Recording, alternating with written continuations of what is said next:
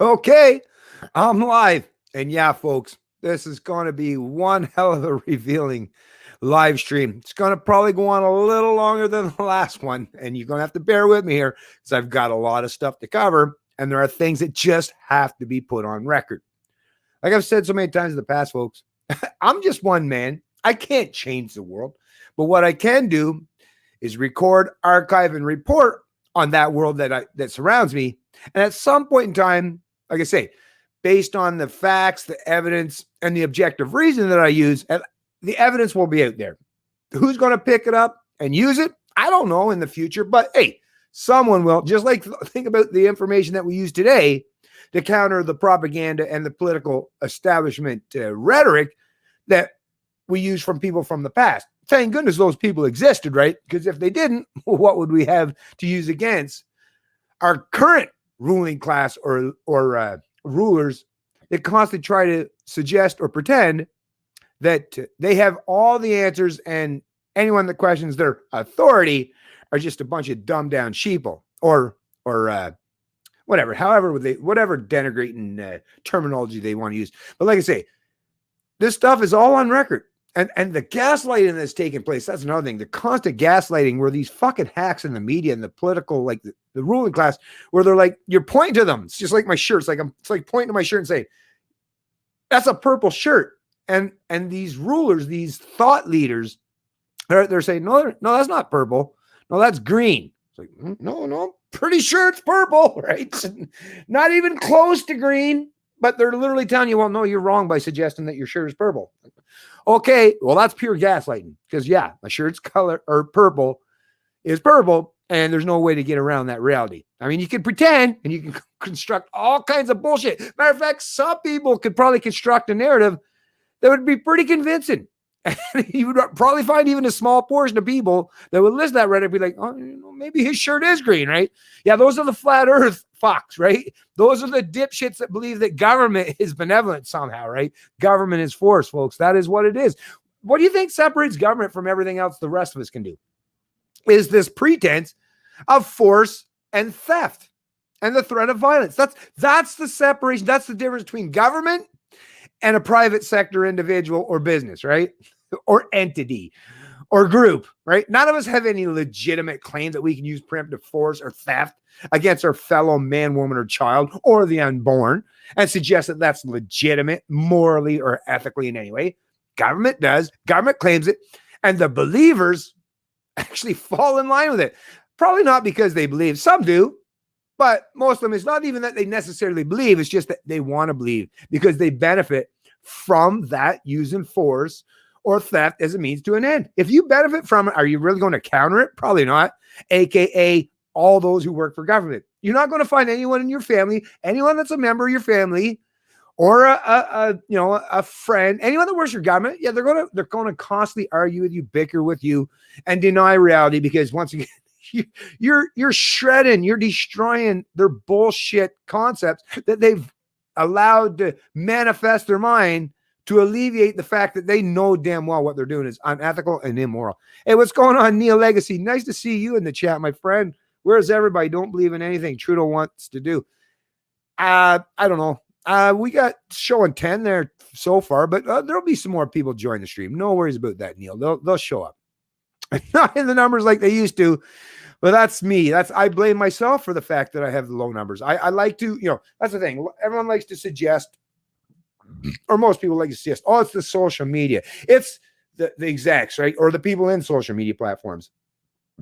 Or it's the algorithms, right? I mean, that is there's definitely some blame that can be spread around to those entities or individuals or people. But in reality, no, most people they don't want to hear the truth, right? Close your ears, plug your ears, close your eyes.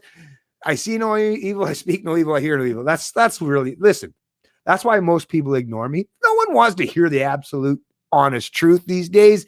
They want to be coddled and spoon-fed a bunch of bullshit. Right? That's just the truth of the matter. But anyways, like I say, there's a tremendous amount of stuff I want to cover. Two of the things that are part and parcel of the description in this: free money and a freedom pass. Yeah. Wait till we get to the freedom pass thing. The free money you probably already understand. I was banned from commenting on, oh yeah, well, that's no doubt. I don't even bother. Like I say, these people are going to do everything in their power, shut down and silence you. That's one thing I've learned early on is you just got to kind of do your thing. Hope people will want to digest or listen to what you got to say. And if they don't, like I say, they're the ones who are going to have to live out the rest of their life. Like I say, you can ignore me all you want, folks, but you're going to have to live in the same hellhole that I have to. So whatever. Good luck with all that stuff. But anyways, like I say, but there's one thing that's going to come to light in this video that I haven't made part of the headline or heading of it. And yeah, it's very interesting, folks. Very, very interesting. But anyways, like I say, let me get a little bit further down. And that's in regards, I will say it is in regards to the virus and the death numbers in Canada. And wow, like I say, shocking numbers, shocking revelations, owned up to and admitted by those in the established media. So once again, we're using their own words, we're using their own rhetoric, we're using their own information against them, right? So keep that in mind, folks. Let me listen. Let me just check on a couple other folks. Hey, what's going on, Kevin Hayes? Like the last name. Anything that they're going to try and pass, no matter what it is, I'm going to resist because what's going on is bullshit. I won't assimilate. I hear you, Kevin. I'm the same way, man. Not sure what your cover photo is. Is that a dog? Kind of looks like a dog. Cool. Oh, yeah, it is a dog, right? Cool. Let's see. Hey, what's going on, GTO Mama? God, I love the GTO. GTO's rock. Lack of notification. I used to get an audio alarm. No more. Sorry about that, GTO Mama. I don't know what to say about that stuff anymore, but it is what it is. Anyways, oh, shit. I forgot. I got to start sharing this on all my social media platforms so that, like I say, if YouTube's not giving you the notifications, well, I'm going to do it right there on my social media page. So if you follow me on Facebook, boom, right about now, you're getting that little pop-up notification that said that Bennett is gone live, or the Canadian Libertarian, I should say, is gone live, right? So you're getting it, or at least you should be. Now, same with if you're on Minds, bada bing, bada boom, post. There it is. Boom. You're definitely getting the notification on Minds, and don't try to suggest or pretend otherwise, right? Because if you're following me on Minds, that's the thing. People say, oh, I just don't get your notifications through YouTube or any of these other established social media platforms like Facebook or Twitter. It's like, okay, well, I've showed you many times in the past. I'm on Gab, I'm on Minds, I'm on ThinkSpot, I'm on Locals. I mean, I'm on a tremendous amount of platforms, and those ones don't fuck with you, don't manipulate. Like, you'll get the notification, and don't try to pretend or suggest otherwise. So you can get the notifications. All you can do is follow me on at least one platform that doesn't fuck with you. Minds would be at least one of them. Gab would be at least one of them. ThinkSpot would be at least. Although actually, I don't always put up every time I go live on ThinkSpot. So that I will admit. And that's ThinkSpot's own fault. Now, I don't mind paying for the service because I like the setup in terms of the freedom of speech and all that stuff, and the fact that you have some people that you can reach that would never be on the dominant platforms, right? But, oh my God, they always make everything so profoundly difficult. I mean, most social media platforms are intuitive and easy to use.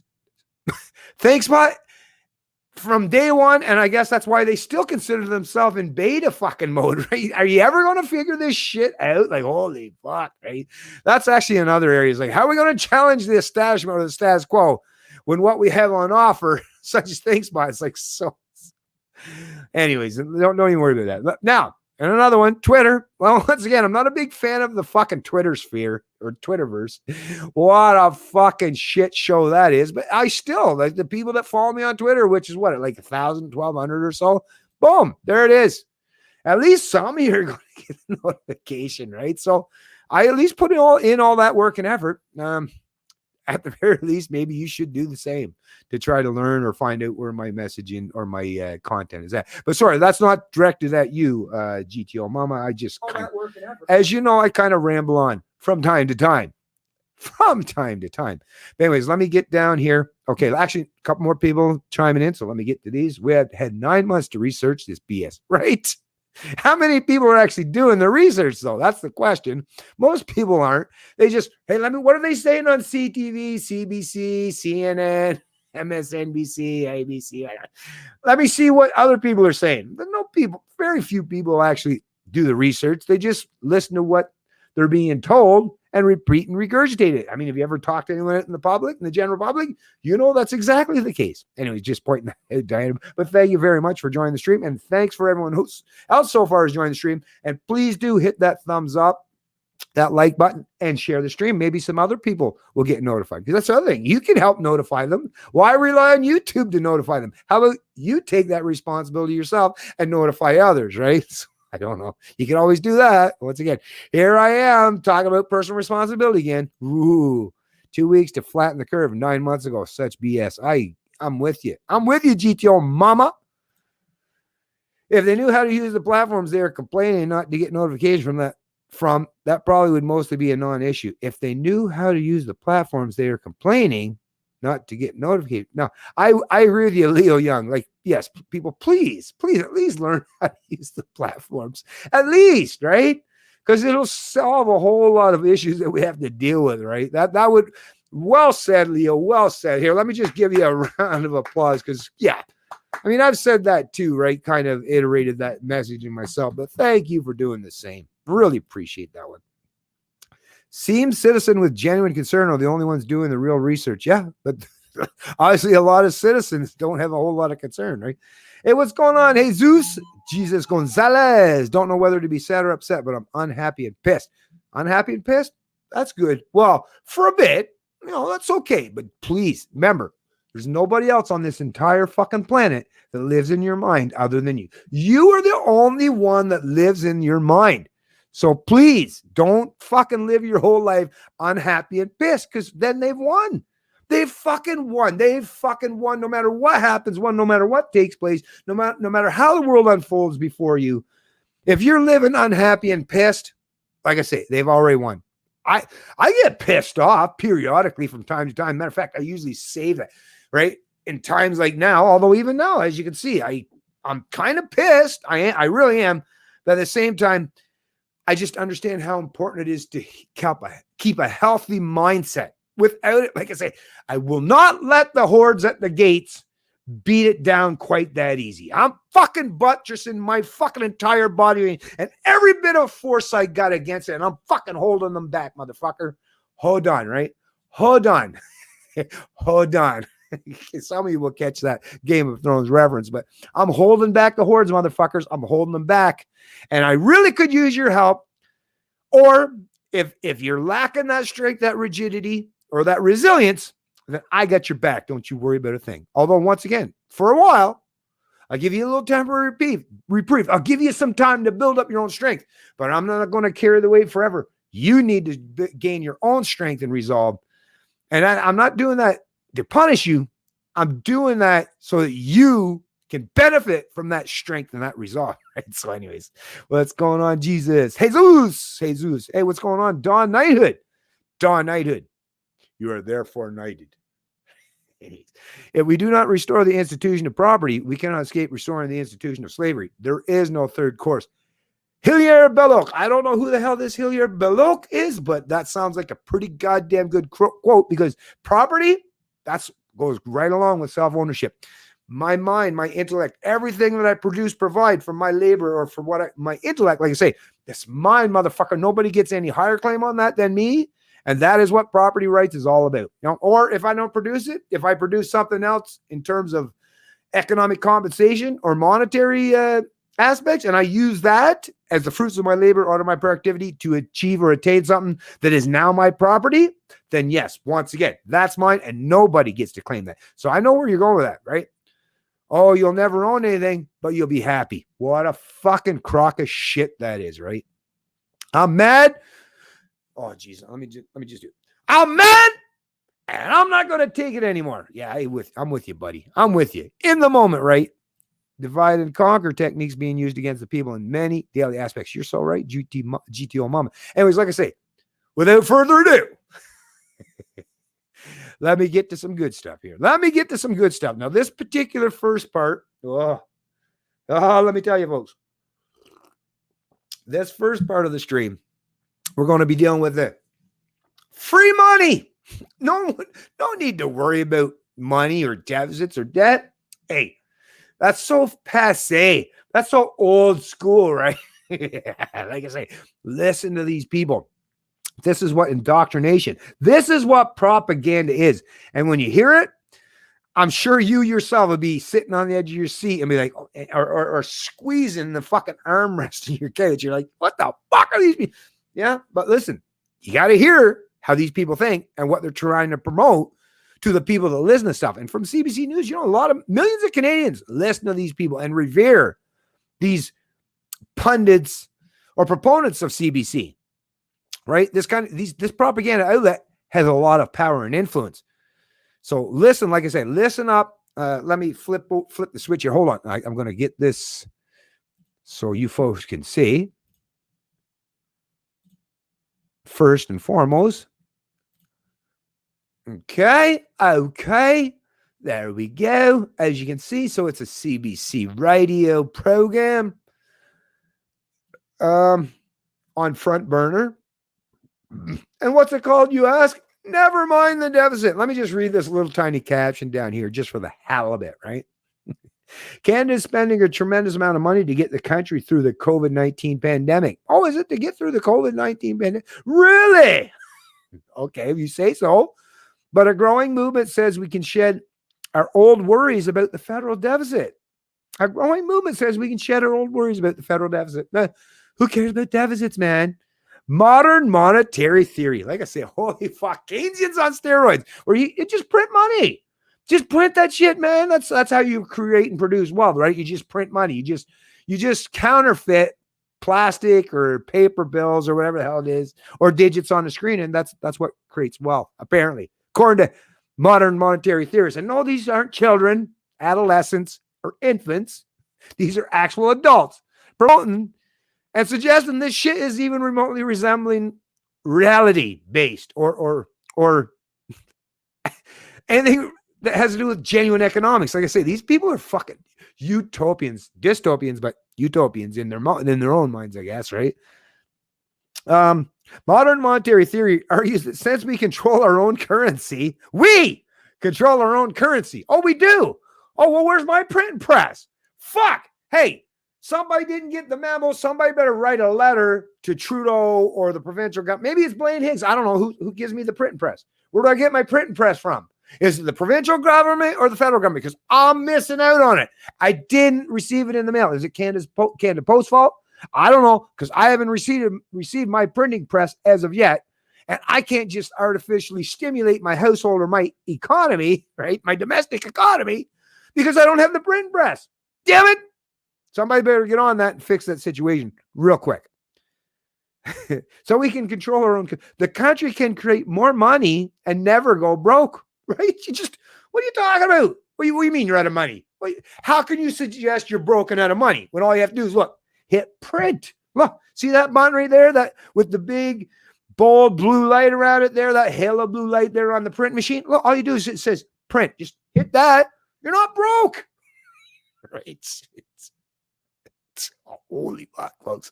Anyways, and never go broke. Today, Front Burner examines this controversial idea and how it relates to Canada. Actually, at least they admit it's a little controversial, although how could you not, right?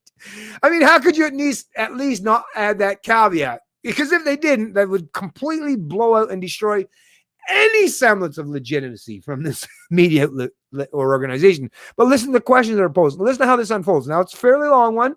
Bear with me, folks, but this is really important. It's vitally important that you hear what's being said in this. And like I say, I've got lots more to cover. Lots more. And even in regards to the Freedom Pass. And yeah, that's real. That's real. And hey, by the way, before I even go any further, check out that live stream I did. Thankfully, I didn't name it any particular name because I know how these things work these days. But trust me, if you listen to it, you'll hear exactly the kind of information that you really, really, really need to hear. And it has to do with a certain particular potential whistleblower within the Liberal Party of Canada that has given us not just a timeline, but a sneak peek and revelation of how this great reset is going to unfold. Whether it's true or not, like I said, even like I said in my stream, I can't verify the legitimacy of the information contained within this whistleblower's message that someone just happened to share with me. But boy, oh boy, does it ever seem like it definitely has potential to be quite revealing in terms of how things are going to unfold. And you know what? The only thing you really have to wait for is how things unfold. Time will tell the tale at the end of the day. So, like I say, without further ado, let me just start this real quick. Listen to this, folks. Listen to this. Hi, pleased to meet you. How are you? Why don't you come on in? It's 1994, and Finance Minister Paul Martin is shaking hands with a friend of Carl McNeil. McNeil has just died. He was 100 years old. And McNeil had lived most of his life in poverty on a small farm in Ontario. And despite his meager means, it was Canada's spiraling federal debt that he was worried about. So McNeil saved up, and before he died, he left $37,000 to the government. He said he wanted to pay his share. One of McNeil's friends here is actually handing the check over to Paul Martin and explaining all the things that McNeil didn't have. A refrigerator or electric stove or running water. He lived very, very frugally, but happily. So with his final $37,000 gift to the government, a voluntary tithe he cobbled together while living much of his life without the barest modern necessities, McNeil managed to pay the interest on the national debt for about 30 seconds. So anyways, folks, you're listening to this, right? I mean, what has been said so far? How is this set up so far? How is this grand narrative and story set up by this CBC personality? Is this person that didn't have any modern amenities for the time, lived in abstract poverty, right? In manners that most people today be like, are you fucking serious? That poor bastard. But somehow, and for some goddamn reason, he managed to save up $37,000. And what did he give it to? He didn't bequeath it to any of his children. Apparently, did he have any children? I don't fucking know, because that's part of the story doesn't get revealed, right? That's the thing when you're telling a story. You can leave all kinds of details if you want, depending on what particular message you want to send. The message they want to send here is hand over your money to the government, and not just hand it over begrudgingly, but do it in a benevolent manner and think that you're actually doing something great. Whoa, fuck, right? Whoa, fuck. Mind blown when you set up a scenario such as this guy that just wanted to hand over, even though he barely has a pot to piss in himself, right? But he took that $37,000, and at the time, like, we're not talking about in modern money, $37,000 even in money in 2020 is a substantial amount of money, right? For most of us anyways, that aren't part of the connected or ruling class, at least. But no, he chose to hand it over even back then. And when $7,000 for him, in terms of how they're talking about the guy, was a huge, massive, substantial amount of money. And no, he didn't do it to benefit himself.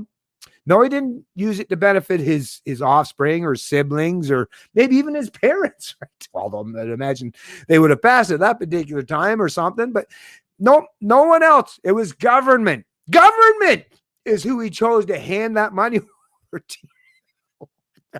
This fucking idiot in CBC that's willing to talk this smack and use this kind of story or this byline is like, oh, holy fuck, lady, you've sold your soul to the devil big time. And yeah, he's going to collect it at some point in time. And yeah, you wait till that happens. It's not going to work out really well for you. But in the meantime, enjoy that delusion. Enjoy that dystopian or utopian reality that they've created, or at least manifested for you. What the fuck? Fuck off. Fuck off. Unbelievable. You would fucking do this shit. Restart to install the newest Windows feature. No, I'm not going to do it. No. Unfucking believable, right? What the fuck is wrong with you fucking people? Yeah. Did fucking Windows choose to do this now on purpose? I don't fucking know. But really, though, please just fuck off.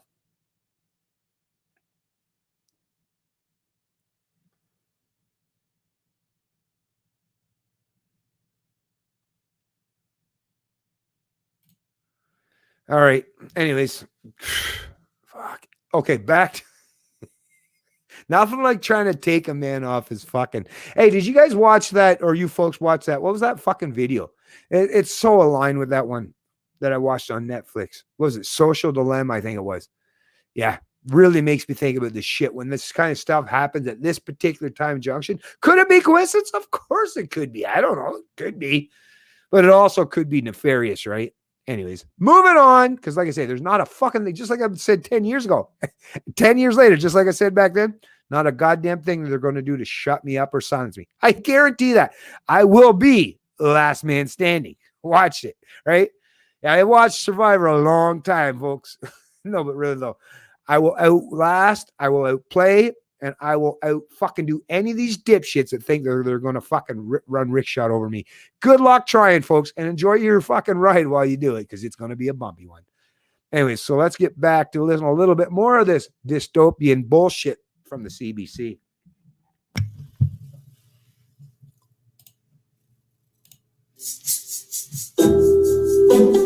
Never mind the deficit. It's now 26 years and one global pandemic later, and the Parliamentary Budget Officer expects Canada's total debt to hit $1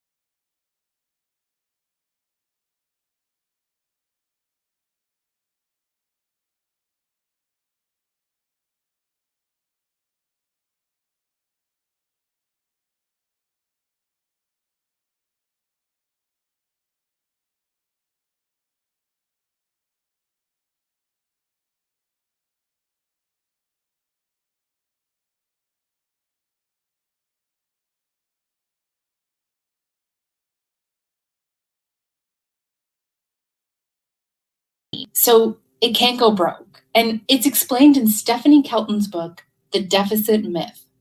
She's a professor of economics and public policy at Stony Brook University. So you heard that. Government creates and issues its own currency, therefore it can't go broke. That's what they said. I'm fucking serious. Well, you heard it for yourself. It's not even me. You literally heard it for yourself, folks. I definitely recommend, if you don't copy, share, download, and save any of my other past streams or videos, at the very least, do this one, because I guarantee you it's going to be well worth the effort. She advised Bernie Sanders' campaign, and she served on Joe Biden's policy task force. And she tells me that rethinking the debt can revolutionize a country. Let's just be honest. Our governments can never go broke. They cannot become insolvent. They cannot have bills coming due in dollars that they cannot afford to pay. That cannot happen. So if you lived through the 90s, like I did, you probably heard a lot about the deficit that sounded like this. For 2 decades now, we have spent more than we have saved. The days of overreaching, overspending governments are over. Mr. Chairman, this government has cut up its credit card. That's the so-called deficit slayer, then Finance Minister Paul Martin. And he's talking about the federal budget the way we so often do, like it's a household budget. I keep this gorgeous Excel spreadsheet at home. I love it. If my household spends more money than we make, we'll have to go into debt or use up our savings. But just in case you wanted an expert opinion, here's how Stephanie tells it. If we choose to spend more than our income, we can make. Once again, did you notice what this fucking lady said? If you wanted to hear an expert opinion, so you with an opinion that, just printing money into thin air, out of thin air, has really massive negative consequences and ramifications for the regular people. In other words, inflation and taxation, which are both forms of theft, right? No, forget all that stuff. This expert's going to tell you that theft, that's completely fine. And you should just accept that because, oh, she's an expert. Make up the shortfall by maybe putting some of our bills on our credit card. But at the end of the day, you're sitting there in front of that spreadsheet and you're saying, okay, the Visa bill is due, the Macy's bill has come, I have an electric bill, a house payment, a card payment, and all this. And you are working within the financial constraints that are your reality. Now, the government obviously doesn't get a paycheck, but it does get taxes. And in this, government is a household way of thinking. When the government spends more than it makes in taxes, it goes into debt. That's the deficit.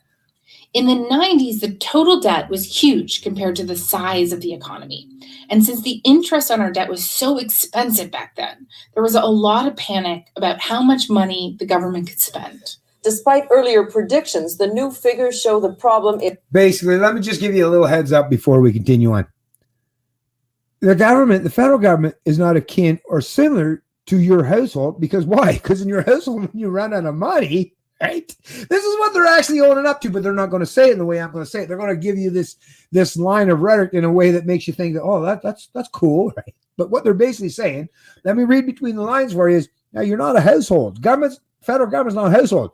They can enslave not just current Canadians, but future Canadians that are going to become Canadians by way of immigration. So foreign tax slaves that aren't tax slaves as of yet, but they will be eventually, right? So it's like they can economically enslave a tremendous amount of people, especially on the federal level, unlike provincial levels, which can only economically enslave people in the particular province or jurisdiction. But at the federal level, well, you can economically enslave not just people that are alive today in your jurisdiction or your country, but people that might come there at some point in time in the future, or like I say, the entire generations who have yet to be on board. So no, you can't align or associate your personal finances or incomes in a household type setting with what the federal government can do. Because what's the federal government got that your family doesn't? It's the force and the violence or the pretense of that authority to economically enslave millions or billions of people to pay for this stuff, right? That's basically what they're saying, but they're using political rhetoric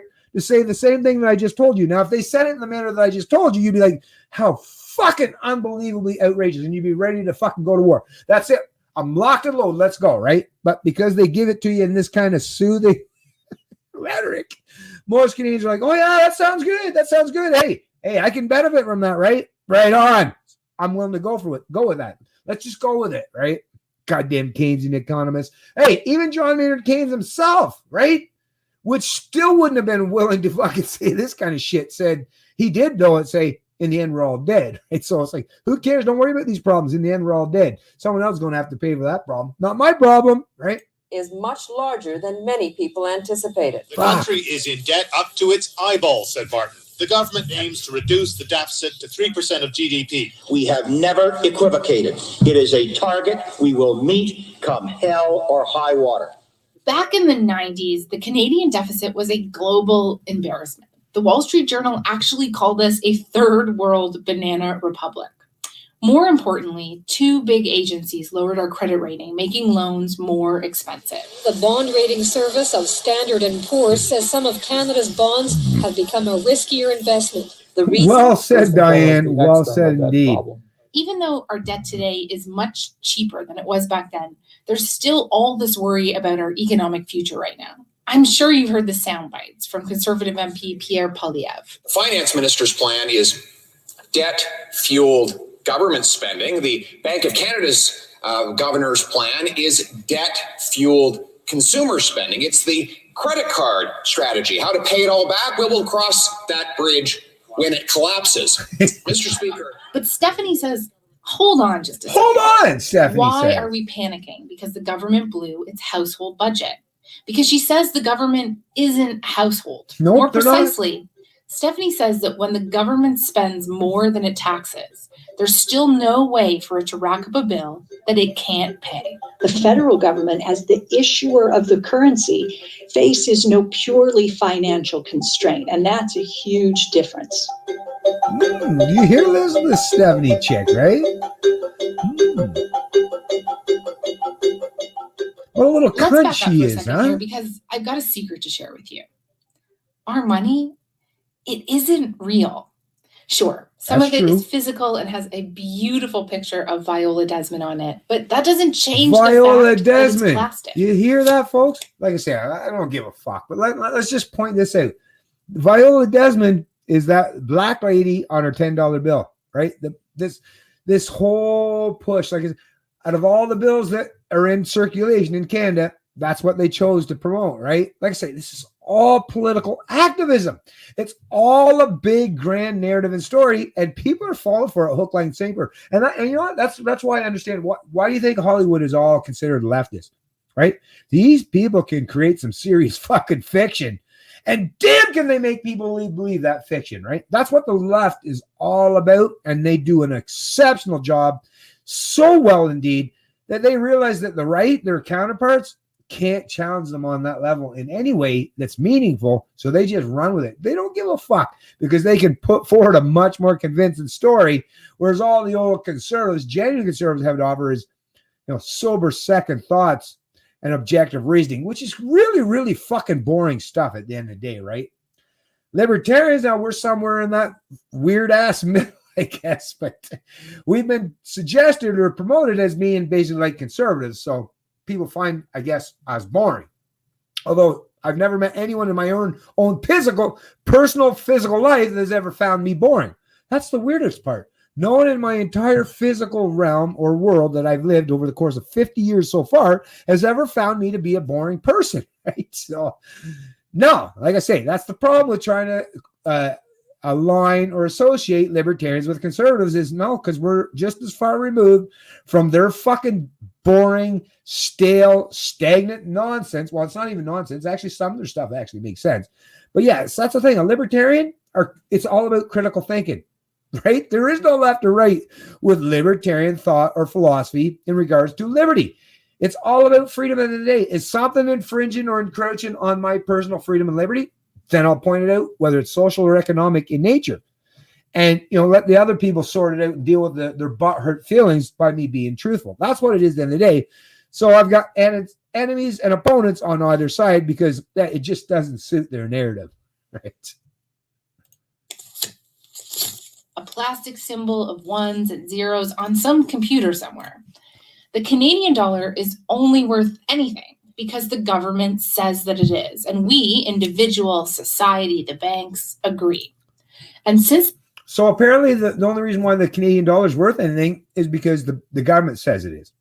If that's absolute bullshit, I suggest you learn about proper economics rather than listen to these government fucks. I mean, think about it. This is the CBC, government funded. In other words, every dime that the CBC receives for funding, and all these people that are proponents of it, including this bitch on this program, her money, all that comes from forced wealth and income distribution, from theft. So of course she and this other cunt that she's interviewing is going to align and suggest that government is somehow legitimate. Once again, to deny that is to accept that they're both immoral, unethical pieces of shit. You think they're going to do that? Of course they're not, right?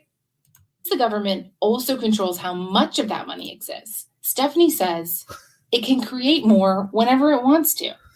And this right here is the big difference between your household budget and the government budget. Now, if you could issue the You don't have a $1 magic wand. I That's the think you'll problem. probably You find as a better private things to citizen, do you with don't your have the time magic than to wand. sit in front of your Only spreadsheet, government much has as the magic you wand. seem to enjoy it and play with those numbers every month, right? Because there'd be little to worry about. With Wait, the now federal let me government, what happens actually, is I the talked federal when I shouldn't government hear them. can On it, but that doesn't change the fact that it's plastic. No, wait. A plastic symbol of ones and zeros on some computer somewhere. The Canadian dollar is only worth anything because the government says that it is. And we, individual, society, the banks, agree. And since the government also controls how much of that money exists, Stephanie says it can create more whenever it wants to. And this right here is the big difference between your household budget and the government budget. Now, if you could issue the Canadian dollar, I think you'd probably find better things to do with your time than to sit in front of your spreadsheet, much as you seem to enjoy it, and play with those numbers every month, right? Because there'd be little to worry about. You know, with the federal government, what happens is the federal government can insert its own payments. It can make payments in terms of its own currency that put numbers on our ledgers, that place numbers on our balance sheet, so they can send out cash in a pandemic that all of a sudden we have more income to spend. Holy fucking dystopian. So say the government wants to spend $1 billion on, like, I don't know, orange juice, or like a vaccine nobody thought we'd need a year ago. Someone at the Bank of Canada just has to type zeros on a keyboard and boom, $1 billion appears. It's Mimosas magic. And needles It's just for everyone magic. ensues. It's just magic, folks. And Nothing to there's see no here. reason for the government to put that bill on a credit card, since they can just. It's just magic, folks. Nothing to see here. Not a whole lot different than in the back in the day when people you ask, well, how does God do this? Well, he just waves a magic wand and boom, right? That's all. I don't need to give you any objective reason or logic or proper articulate how A plus B plus C equals D, right? No. Just boom, it's magic. That's all, right? Those were the dark days. That's literally how people lived during the dark days, right? During the dark era of human history, right? Prior to the Enlightenment era. But now they're trying to revert us back to that same kind of mindset. Is just think in mystical concepts. Don't question your authority or your experts, and just sit down and shut the fuck up, right? That's what they're saying to you. The sad part is a lot of people are falling for it. Even if they did put it on a credit card, they could just type the money to pay it off.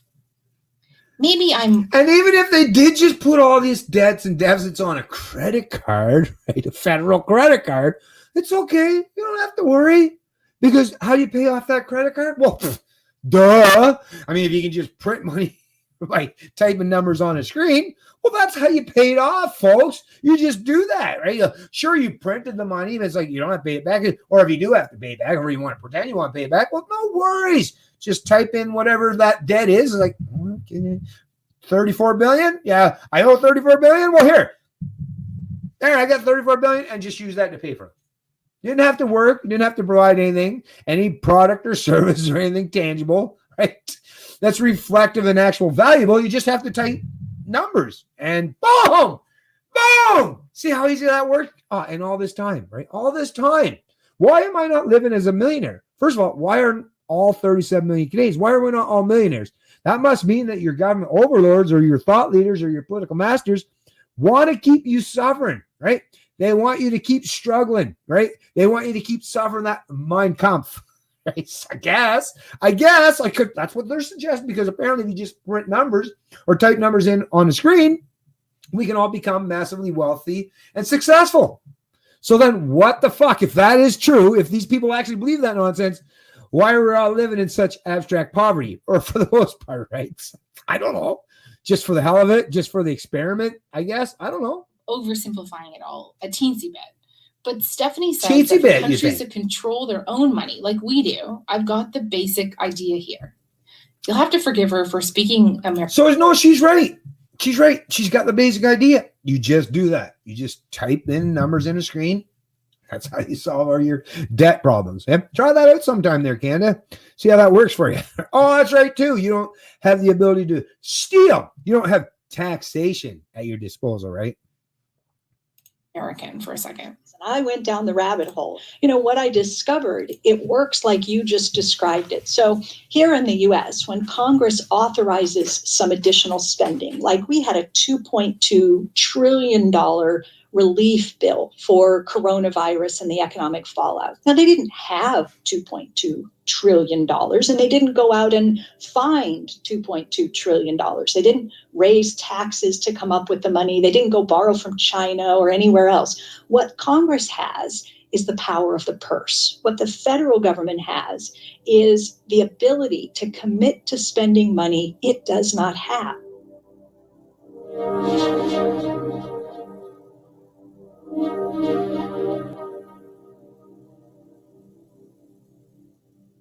When it comes to spending money that we don't have, Canada is doing a lot of that right now.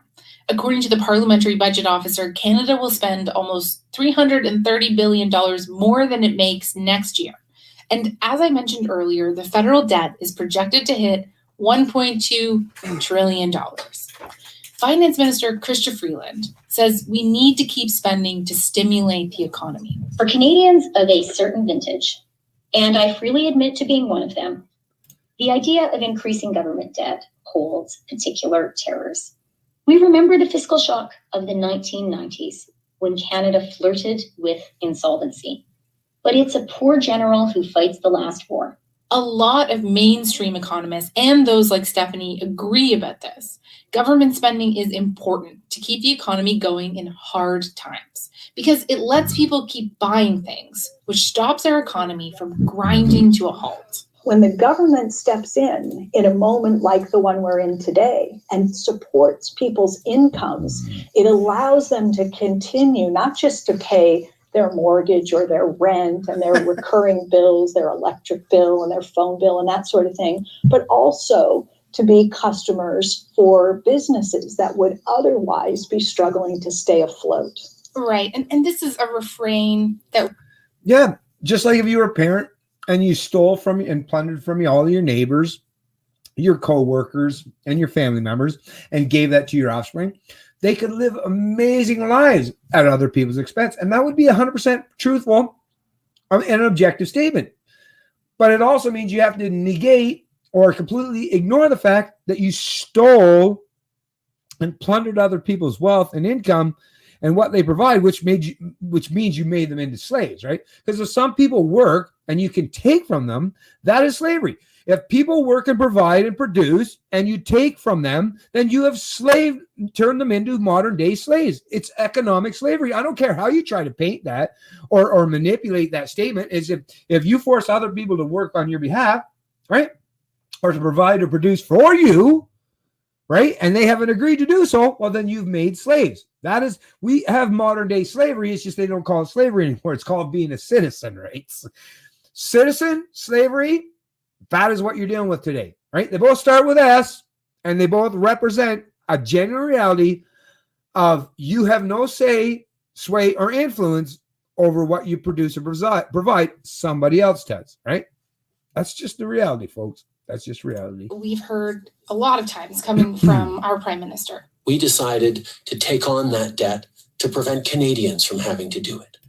If the federal government decided to take on that debt so you don't.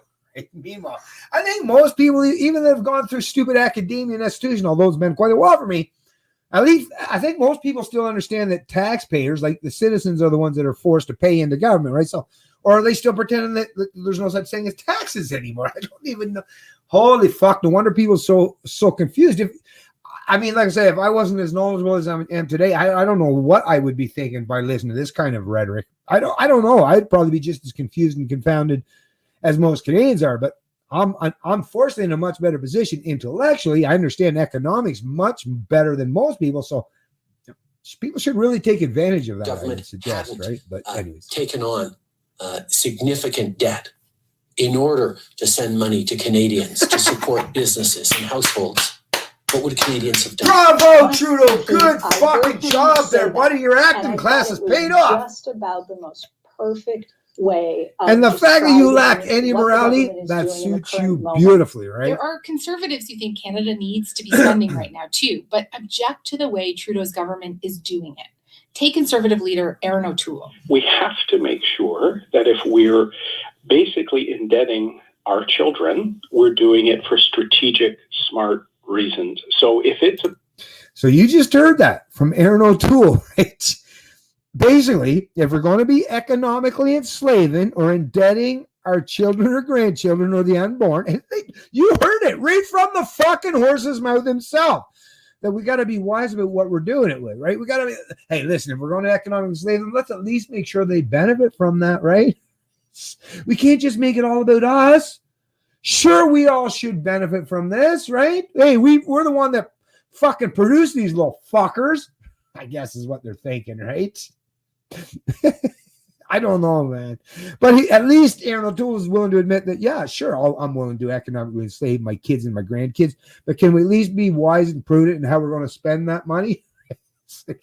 Whereas Trudeau's like, no, it should be a popularity contest.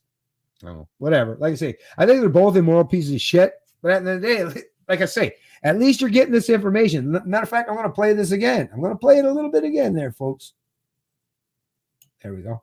Doing in the current moment. There are conservatives who think Canada needs to be spending right now too, but object to the way Trudeau's government is doing it. Take Conservative leader Aaron O'Toole. We have to make sure that if we're basically indebting our children, we're doing it for strategic, smart reasons. So if it's about getting people back to work, it's about helping the vulnerable, reinforcing some long-term care homes, working with our provincial partners to prepare for a second wave. That's great. That's great. Hundreds of millions. I'm willing to totally handed out economically to save my charitable children. friends Imagine of being Mr. Aaron Bono and Mr. O'Toole's Trudeau. children. It's like, really? You That is said that? disgraceful. Oh, you fucking piece of shit, right? But don't worry, Aaron's like, don't worry, we'll get you a job in government. We won't economically enslave you. No, you're going to be exempt. But now we hit this fork in Damn it. the first road leads to a town we've all lived in. It's a place where after the crisis is over, you immediately start worrying about the amount of money you spent. This is the deficits matter town. And the second road leads to a much different place. It's a town where after the crisis, you can keep spending if you need to. So you don't cut healthcare and education to pay back the debt. You keep spending on that stuff because it will keep the economy growing in the future. This town is called Deficits Don't Matter as Much. It's called Utopia, motherfuckers. That's what it's called. Deficit the government spends. It's actually creating a dollar of surplus for the people. We can never make spending the enemy in our economy. Spending is the thing that powers our economy. That's right. That pyramid scheme, you got to keep that going. The minute you stop, right? Oh, and things go bad. Things go south. You got to allow the mysticism. You got to allow that game. You got to allow the scheme, the Ponzi scheme. You got to keep it going. Very important. Sure, someone's going to suffer. Let's only go to the bottom. You at told the me end of the this scheme. sounds Don't worry about so that. crazy, right? Because then they Surely create their there own would be scheme to consequences economically to save spending future generations forever. to benefit We themselves. So can't don't worry just about it. keep typing wind turbines and Navy icebreakers into existence. And Stephanie actually agrees here. Does it then follow that governments can simply spend as much money as they want, never have to worry about anything because there are no limits? No, there are limits. That limit is inflation. It's what everyone is worried will happen if we add too many zeros into the money computer. And it's what Stephanie says we should be obsessing about instead of the deficit. Why? Well, because when everyone has more money, but they still have the same number of things to spend it on, the prices of those things go up and your money buys less. Mm-hmm. Suddenly, a loaf of bread costs like $1,000, and I know you don't want to pay that. So if we create new money and keep spending after the crisis, how can we stop inflation from happening? Yeah, that's a good question. In Stephanie's model, she says we target our spending. What matters is what people do with that income. How much are you sending? Listen to this, folks. What do people do with it? Mm. So if you're sending such big checks, and those checks are coming so frequently that people are going out and trying to, spend lots and lots of money chasing after goods and services in the economy, and businesses can't keep up with all that demand, sure, you're going to push prices higher. You're going to cause an inflation problem. But if you're sending out enough income to support people so that their livelihoods are not compromised, so that they don't get evicted from their apartment or from their home, so they don't lose their car, so they can... So basically what this bitch is saying, just keep that carrot just barely out in front enough that they can get a nibble out enough to sustain themselves, but not out so far that they're running fast and completely exhausting themselves. They're basically saying that they want to saturate, plan, and control every aspect of your economic life. Everything that you produce and provide, they'll give you just enough to get by and no more. You'll never gain one advantage, no matter how hard you work, no matter how fruitful your endeavors are. They're going to just keep you just barely chasing that carrot, and that's how you keep the scheme going. That's, like I say, what the fuck? Why would anyone be willing to accept that fact or that lot in life when obviously these people have wanted nothing but the sky, the moon, the universe, right? Not only is the sky not a limit, the universe. Matter of fact, they want to expand beyond it, right? With this intergenerational or inter-universe or multiverse, right? It's like these people want to live beyond anything that's remotely resembling reality. But for the rest of the masses, the sheeple's like, let me just keep them in this proper place, in this the Goldilocks zone. It's like, holy fuck, folks! Like I say, these people are fucking unbelievably dystopian, or I guess in their own mindset, utopian. Afford to feed their families, and they're not in line at food banks and so forth. Right. Basically, you want to put money in the right places where people are going to get what they need instead of consuming more. Like making sure what they everyone's need, employed. fuck what they want. All right. But inflation might still happen eventually. So how do we control it once it does? Right now, the government stops inflation by raising interest rates to make spending more expensive. But modern monetary theory says there's already another government tool in place that protects us from the kind of inflation we talked about. Taxes. You don't need to tax Hashtag taxation steps. So what they're saying is just steal from people. If you think they're going to go out and spend all this money to stimulate the economy too excessively or beyond what you want, so they want to keep a 2% inflation target per year, which is what they do currently, is how do you prevent people from going beyond that 2% inflation rate? Well, just claw back or destroy their ability to spend beyond that. So completely micromanage and control their productive capacity or their ability to spend. And if they want to go spend money needlessly on things like consumable goods that you don't deem worthy or that's needed or necessary, well, hey, just claw that back in form of taxes. Just steal back even more of it. So the minute they go out to spend it, steal it, slap them in the hand, and that'll prevent inflation.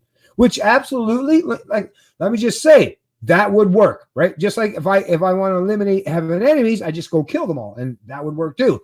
But that also means I have to kill a bunch of people that I don't necessarily have a whole lot of knowledge in regards, just the fact that they think differently or are enemies of me. Like I say, these strategies, just because you can prove that they'll be effective, like Attila the Hun, right? Or Stalin, Mao, and they implemented all kinds of, Hitler, man, that guy was really, really efficient with his policies, but it was really detrimental to Jewish people, the free market, capitalists, right? Or people that just cared about their sovereignty and freedom, right? So that's the thing. Just because you can make a case for efficiency in your authoritarianism doesn't necessarily mean or suggest that authoritarianism is a legitimate way to run societies. These fucking people, dollars away from someone in order to be able to spend the dollar. You're the issuer, right? So why do you tax? Well, one important reason is that by taxing some dollars away from me each month or each year, I have fewer dollars available to spend on goods and services. In other words, taxes reduce my purchasing power. So to stop bread from costing $1,000, you tax money out of people's pockets, and bread stays at $3 a loaf. It's about taking some money we created back out of the economy so people can buy less. Well, why would the government? Hi, Rika. Very nice to see you in the stream. Very, very nice to see you in the stream. Long time no see. Some ambitious or here I should say, program, I never get to see whether it, it's long time no healthcare, here. education, infrastructure, a Green New Deal, whatever the case may be, the government might take a look at its spending proposal and say, I want to do about $3 or $4 trillion of spending, investments in the economy, but I'm a little bit worried that would push the economy too far. And if I spend $3 or $4 trillion, it's going to create inflationary problems. So what I'm going to do is I'm going to write a bill that matches, right? I'm going to say I can spend $3 or $4 trillion, but I don't want to cause an inflation problem. So as I'm spending that $3 or $4 trillion, I'm also going to subtract $2 or $3 trillion. maybe more, right, from the hands of other spenders in the economy so that we aren't competing with one another. So they're basically saying that they're going to pick winners or losers in the economy and allow certain people to spend and other people like too fucking bad. So no personal choice, no autonomy, no freedom, no sovereignty whatsoever. It's central planning for all of eternity. How you like that idea, folks? Are you not warm and cozying up to these ideas? Well, like I say, you're going to get it whether you like it or not. Why? Because I have no influence. Few people like yourself, those of you who are watching, all 20 people. Actually, let me just check. All 23 actually of you today that are watching my videos, you'll have no sway. You'll have no influence on how this unfolds, right? So we're all going to be forced to deal with this shit. And we can all sit, bitch, whine and moan about it. But in reality, this is what we're going to have to deal with in the future because most Canadians aren't willing to pay attention to the videos like myself. And I guess whether it's the establishment powers, the social media execs, algorithms, or just complacency or compliance or laziness on behalf of most people in Canada or the Western world, people like myself, we have no influence. I mean, look at my videos as of late. Look at my streams. Look at the effort. Look at the work I put into it for like literally pennies on the dollar. Not even. As a matter of fact, I'm at negative returns these days in terms of the stuff that I produce and provide, which is why it's like, I don't know, I'll keep doing it. I try because there's certain people that I think really need this stuff. And other people's like, I get that I'm wasting my time, but I'm just going to do it. I'm just going to do it because, like I say, at the end of the day, when I lay in my head in my final resting place, before I do take my last breath, I at least want to be able to say, listen, I tried to do the right thing. I tried to tell people. I tried to warn people. And if they don't listen, well, fuck you. What can I do? You can lead a horse to water, but you can't make him drink. Just like you can lead people to knowledge, but you can't make them think. And if they don't want to think, well, you're going to be suffering the consequences of your inaction, your ineptness, and your unwillingness to think critically about issues. And that's just the way it is, folks. I don't like it as much as you do, but sorry, but reality is going to unfold. For limited resource space. In other words, the tax is like inflation. And when do security. people get It's sick of inflation whining and protection. complaining? It That's what allows I'm the wondering government to too. spend its own dollars into the economy Its own dollars. without creating Its own inflationary dollars. pressure. Just to be clear rhetoric this here, bitch is Stephanie saying. thinks the kind of inflation we're talking about here is incredibly rare in countries like Canada and the US. That adding zeros to the money computer doesn't automatically cause. Of course it doesn't, because they can spend that in other countries and cause inflation there instead, right? Why do you think Venezuela and all these other countries around the world, or Brazil, like, yeah, they're just inflating their fucking monetary system or their currency instead, right? Based on the global exchange and all that. Oh my God, that's the thing with having central planners, central banks, or a world. The not just the IMF, but the BIS, the Bank for International Settlements, is you can just fuck over certain people in certain countries nilly-willy however you see fit, right? That's the problem with having central planning on the world or global stage, is they can fuck people over in different areas so that the minute, like if they were inflating too much in North America, like, oh, let's send that shit to South America or Africa or Australia. Let's find other ways to inflate them. And then you just keep moving it back and forth, right? Every time one particular jurisdiction or country gets all pissed off because of their inflation, well, you move that over there in some other place and get them all pissed off with it. Then you give them alleviate their concerns a little bit and move it somewhere else. But everybody gets fucked. It's all still death by 1,000 cuts. It's just the cuts are much lower, much smaller cuts. So you bleed out a lot slower. It gives you a lot more time before you die. And people all today seem to be all extending and pretending anyways, so they seem to be conducive with accepting that nonsense. Inflation. And that if But you still spend bleed out. This tax tool doesn't have to be used that often. Anyways, folks, you know what? I'm already an hour into the stream, and I'm 18 minutes and 44 seconds into it. Like I say, there's still a tremendous amount of bullshit and information that I really think you should listen to. But, you know, for the sake of the stream and being able to get all the stuff that I wanted to cover contained within it, I'm going to move on. But I definitely, like I said, definitely suggest, you know, folks, unlike a lot of people, that's the thing. I watch some videos and they're like, they talk about this shit. So I always go down to the description of the videos. Like, I hope they got a link to the source of this information that they're talking about. Nope, nothing. But you don't have that concern. Not with my videos. Not with my streams. I always place links to everything. So you always have that at your disposal. That's something that I do that's exceptional in comparison and contrast to most people. So you might want to take advantage of the fact that all this stuff, all this information is going to be right here for you. It's going to be in the description of this video. So don't be scared. Don't be shy. Share it to as many people as you deem necessary or you deem reasonable, because like I say, how are you going to help educate and inform others if you don't use this kind of information to do so? Anyways, like I say, I'm going to get back and read a few more comments in the stream. Gates has to be arrested. I don't get too much in the Gates bullshit thing, but I hear what you're saying. Gates is he's a fucking dipshit. But like I say, there's just so many other things. I worry about philosophical concepts and principles and try not to get into the gossiping and worry about individuals.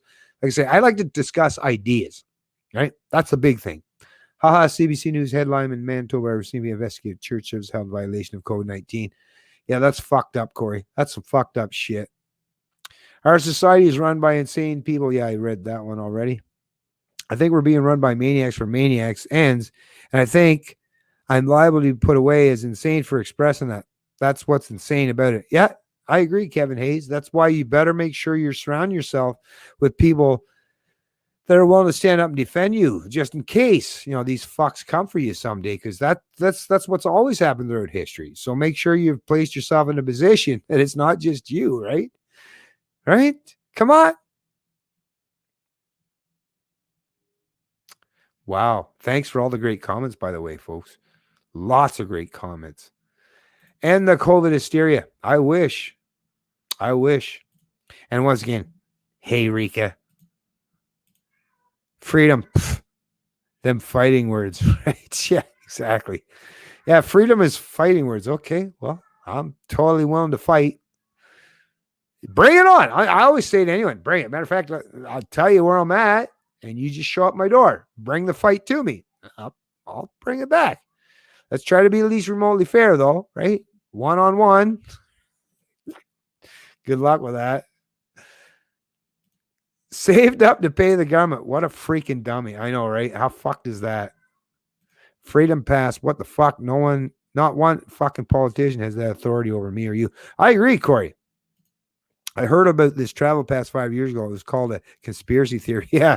Well, these conspiracy theories are turned into conspiratorial facts, right? I get you. Yeah, same here, GTO Mama. Bennett, what's going on, GTO Mama? Is everything okay?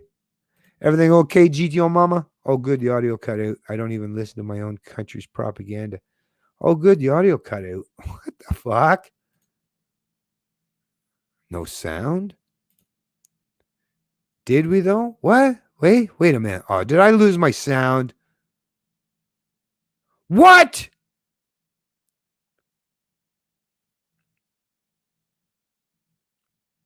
Wait a minute. Stole my username, Kevin was pretty money. I agree with you, Rick. I'm just trying to figure out why is there no audio. Experts paid to go along with the narrative. Yeah, I agree with you there. They're making the dollar go to shit so that there's no choice but use their schism. Anyways, let me read this one. Hey, sheep. Spineless ones. And hello to the people who aren't pathetic. Right on. Alberta free. Right on. Freedom. Right? I like it. Anyways, like I said, so the next thing, that was the big. What the fuck? What the fuck? Why did it seem like I just closed something? Anyways, okay, so let's get back to the task at hand. That was just the first one. So there's your free money, right? Hey, it's all free. Don't have to worry about debts and deficits or money. It's all going to come to you by way of government. Don't worry, government's got your back. They're going to take care of you from cradle to grave. No need to worry about it. No need to work. No need to be fruitful, productive. It's all good, right? Just don't worry about a thing, folks. Government's got your back. But what's the next big story? Well, let me get to it. The Freedom Pass. So let me bring this up, folks. Let me bring this up. And you better believe this is probably coming to Canada because it's being promoted in the UK right now. So this is from not just the Post Millennial, but I'll share as well. It's also actually, let me just give a real quick one and then I'll go back to it. Or actually, no, because it's a whole lot of pain in the ass. But anyways, not only is this being reported by the Post Millennial, but contained within the Post Millennial article is a link to the Telegraph, which is out of the UK, a legitimate establishment media news source. I think it's conservative leaning that's talking about the same damn thing. And their headline is exclusive. 2 COVID tests a week could win people a freedom pass.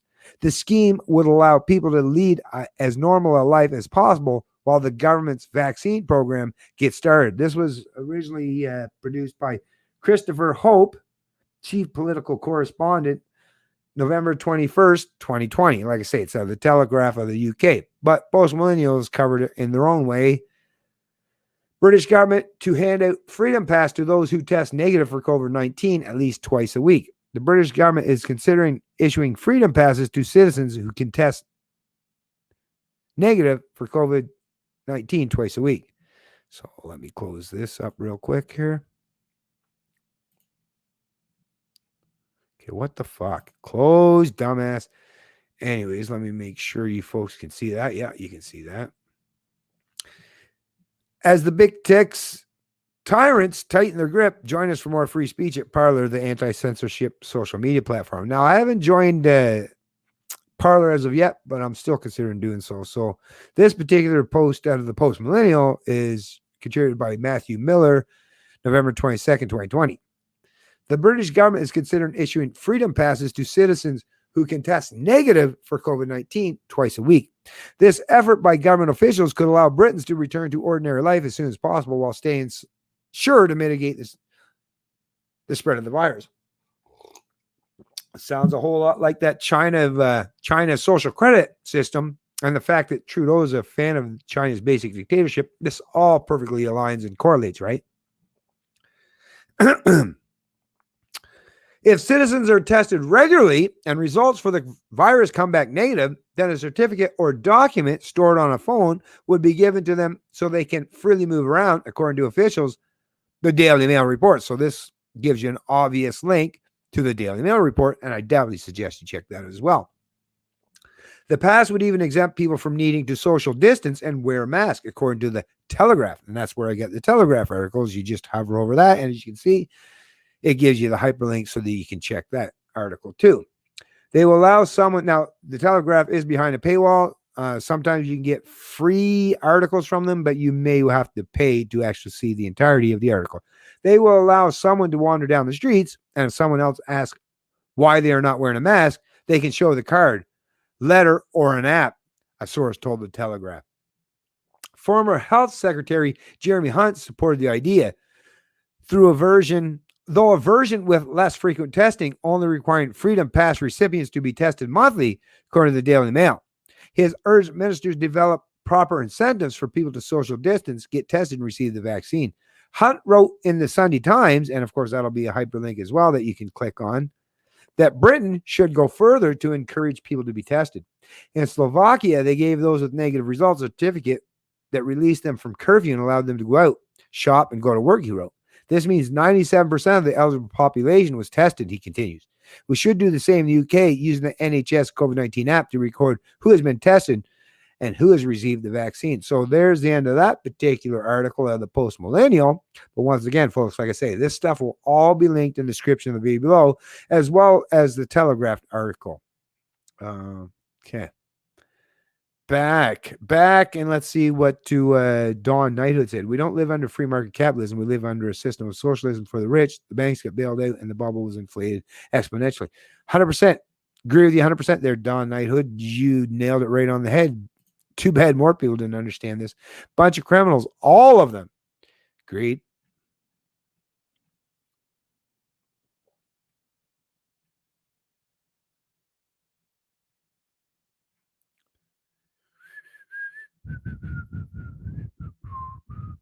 Oh, damn, I got to go up so far. You folks are so quick with your comments. Damn, I really love the fact that you folks really get into these things, because I know I sure do too. Damn. Great job, folks. Great job. There we go. Quantitative easing, money printing and inflation while your wages stagnated. Yes, so true, so true. God, I'm so happy to have people like yourselves in my stream. I wish more people cared about the deficit today. Me too, I'll AB free. These people haven't heard the empires crumble. I know, right? Actually, I definitely recommend you check in Stephen Molyneux's latest video on BitChute regarding the collapse of the Roman Empire, because that's, once again, history rise. It doesn't necessarily repeat, but it's always wise to understand how these things play out throughout history, and kind of at least gives you a better understanding of how they might play out going forward. Couldn't believe that the Conservative government in Alberta proposed to have a larger deficit than the Socialist NDP in February. Well, I can, because they're all a bunch of fucking, like I say, in Canada, even the Conservatives are called progressive Conservatives. What the fuck, right? Like oxymoron right in your name. Orwellian. So what else do you expect? If you ask all these new migrants coming, oh, here, let me check out Trish Farrell. If you ask all these new migrants coming in that they are here to pay for Trudeau spending, most won't want to live here. Yeah, that's actually one thing we should actually help these migrants or immigrants that are coming to this country truly understand. And I hope some of them get to watch this video. Is all the government in Canada or these Western countries are doing are trying to use you as tax slaves or chattel to pay for the unfunded liabilities and entitlements for a bunch of old hack white people, predominantly in this country. So you might want to take that into consideration, that you might gain some benefit that's maybe more beneficial to you than in your own country or prior country. But trust me, the Canadian politicians or ruling class, they don't look at you in a benevolent way. They don't care about you. They just want to use you. They just want to milk you for whatever they can get from you. And I mean, I would suggest that it's probably a wise and prudent thing to tell these people that kind of reality, because they're falling for the same kind of propaganda narrative that most domestic Canadians are. If you ask all these new, I totally. Trudeau will bring in 1.2 million more migrants. Half won't work, therefore driving up taxes. And that many more people will drive wages down. That is another truthful statement. How dare you speak so much truth in one sentence there, Trish? Shame on you. All currencies in history with no real value backing them, like every currency in the world today, have collapsed. And that is a 100% truthful statement, folks. Like I say, even the Roman Emperor or the Roman Empire destroyed their currency by doing the exact same kind of thing. And obviously AB Free understands this. Yeah, this is from the CBC for real. Like I say, all this stuff will be linked in the description of this video. You can go ahead, click on the link, and listen to it for yourself. You'll see. I don't bullshit people. I don't do that. That's never been my goal, and it'll never be my goal, is to try to garner or gain some kind of attention by fucking creating some fucking... I mean, that's what most people do, right? Is, hey, I want attention, so let me just create something where all it's the most important thing is focus the attention on me. No, I hope people will pay attention to me by being truthful, objective, and reason, and using logic in terms of the. But if they don't, whatever, it is what it is. I'll take whatever is given to me. But one thing I won't do is lie to or deceive the people just for some kind of personal, social, or economic gain. I've done enough in my own life that I think will pay off fruitful dividends for long enough that I'll be okay. My family will be okay. I don't have to play these stupid fucking games, which is why I'm in a position that I can just be brutally honest with you folks. And hopefully you'll just, really be appreciative of the fact that there's a few people in this planet that have placed themselves in positions that they can be honest with you. Like, that's really important. At least I think so, right? LOL, those money monopolies. Word, brother. Please stop making us listen to these cuts. I'm sorry, Rika. I really am. But I just, like I say, what it is these videos, somebody can cut up these clips and use them. Just like how many of us have used the old Ron Paul clips a gazillion times in the past, right? I want to offer fodder and information for people to use at some point in time going forward in the future. That's what I do. And I'm sorry that I have to put you through this stuff, but the long-term goal is what matters to me. Gaddafi was about to introduce gold back. Yeah, it was the dinar, right? I think, or whatever hell it was, in Libya. And then Canadian planes went over there and dropped bombs their country with Americans. that's another thing that well, I mean, we're not talking about that today, but I've definitely talked about it in the past. Yeah, right. No dinars allowed. Exactly. Time to start bartering. Well, bartering is fine, but I think we need our own form of currency, the people's currency. And I don't know if Bitcoin or some of these blockchain technologies are exactly what we need, but whatever it takes, right? Whatever it takes, we need our own way to have a currency that's not centrally planned, manipulated, or devalued arbitrarily. Stop stealing the way of taxation. Stop selling their nation. That would be a good idea. I would definitely recommend that. Anyways, so back to the so I guess, yeah. So now the big one. Right. So yes, we've definitely covered the two most important things we're going to talk about. But now we're going to get to the one that, like I said, I've been kind of saving, because I think actually this is probably going to prove to be one of the most important things that you'll hear in a long time in terms of Canada and the COVID-19 outbreak or pandemic.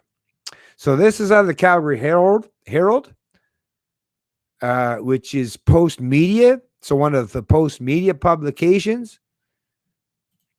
Yeah, okay, just making sure you folks can see that, but check this, folks, out. And where are we at in the stream? So just so that you know, we are currently 1 hour and 20 minutes, 1 hour and 20 minutes, 1 hour and 21 minutes into the stream.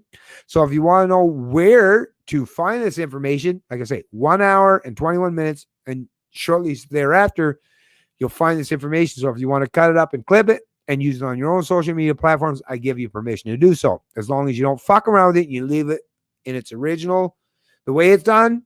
You can add your own commentary. That's fine. But don't mess with my shit, right? But you can definitely share this stuff and, re-upload it on your own channel if you want to.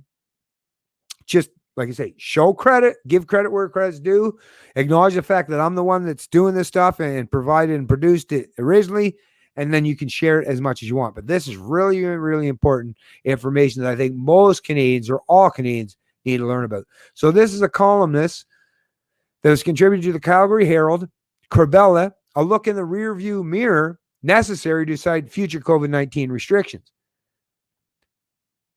Licia Corbella, only 166 Canadians not living in long-term care have passed from COVID-19 in Canada. So like I say, this is Licia Corbella, November 20th, 2020. I'm definitely going to have to increase the font size here. There's so much ads, so many videos embedded, so much advertising. That's the thing with all these. But I get it. Hey, they need to earn the revenue somehow, right?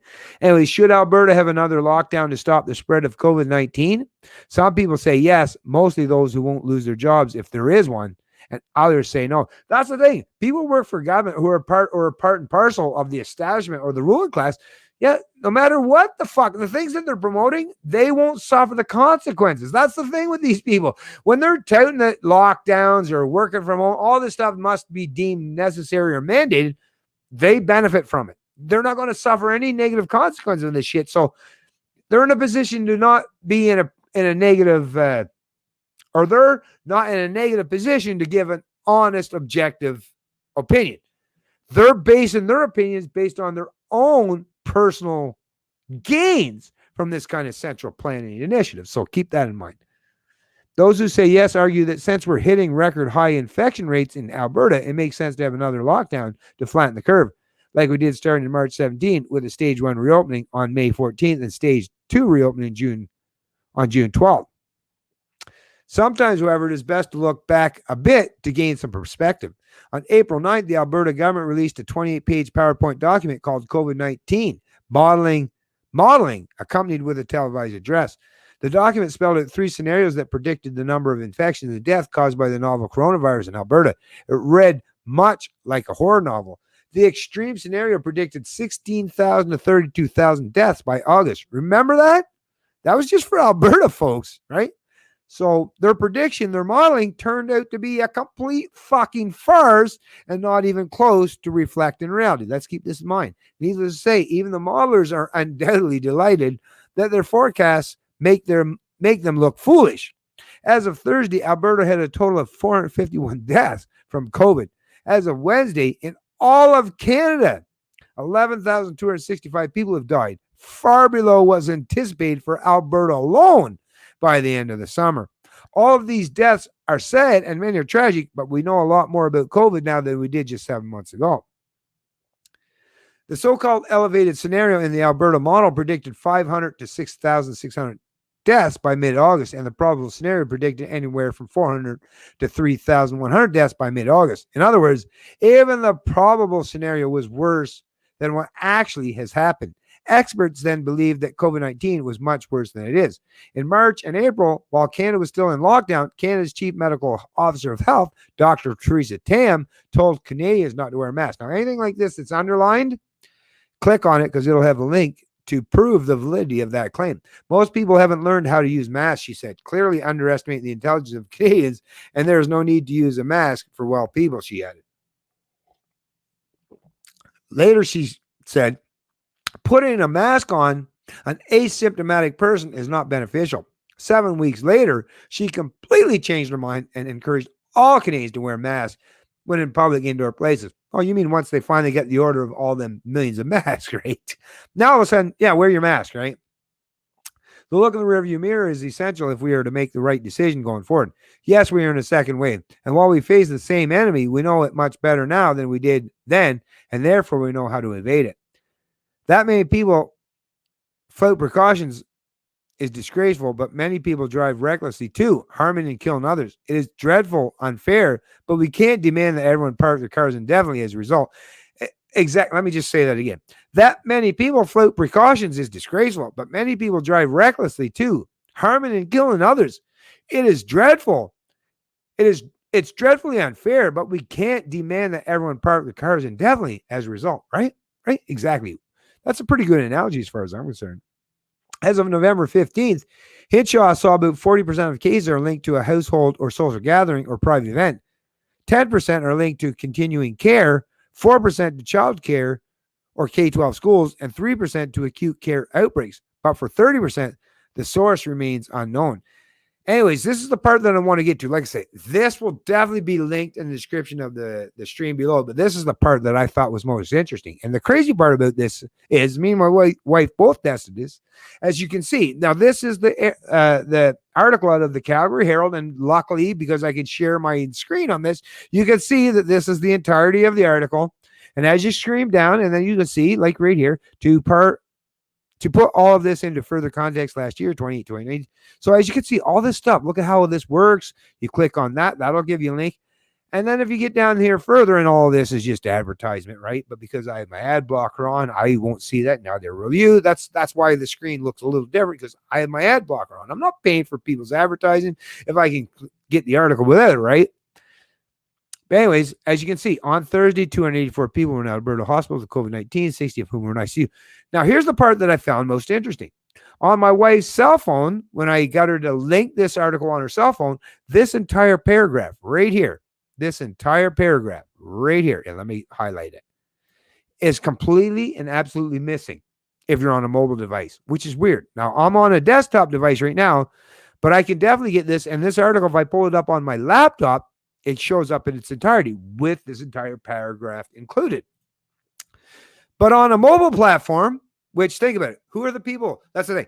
The old Fox, the boomers and such, right? And the older boomers and their parents, right? They all watch cable television, CTV, CBC, right?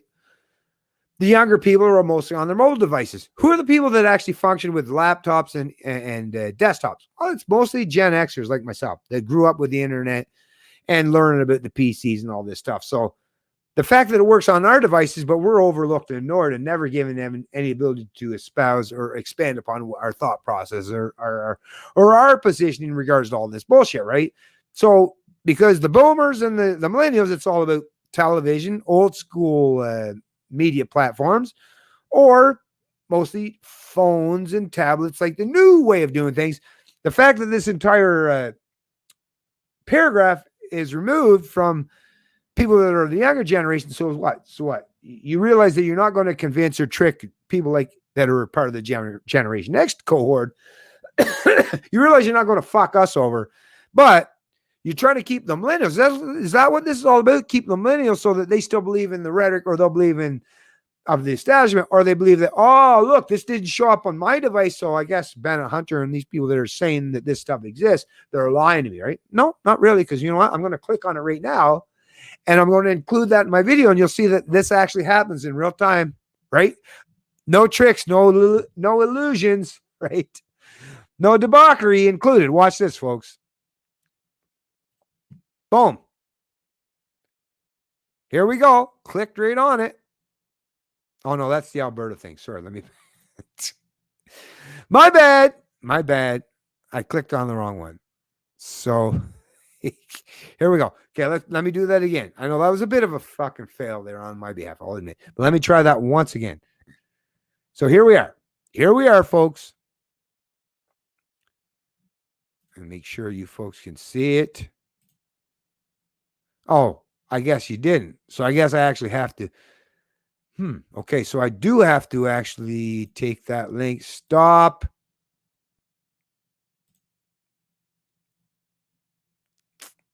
Close it. Fuck.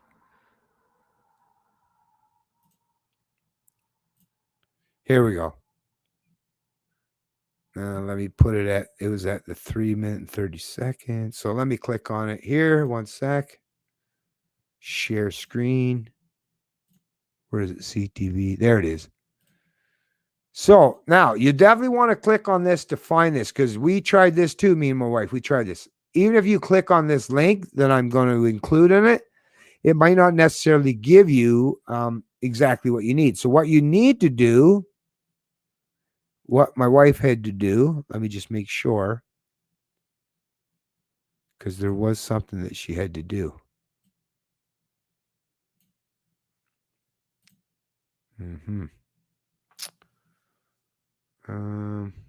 Where did that go?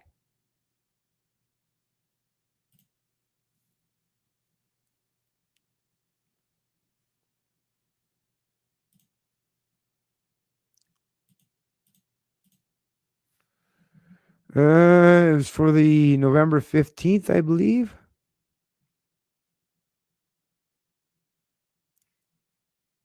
Okay, I'm going to have to open up my Facebook page. Okay.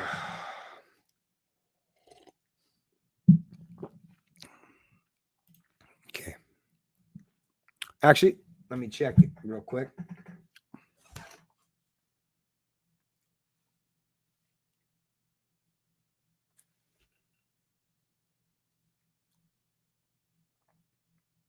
Okay, so here's what it's called. Yeah, my wife sent me the actual proper link.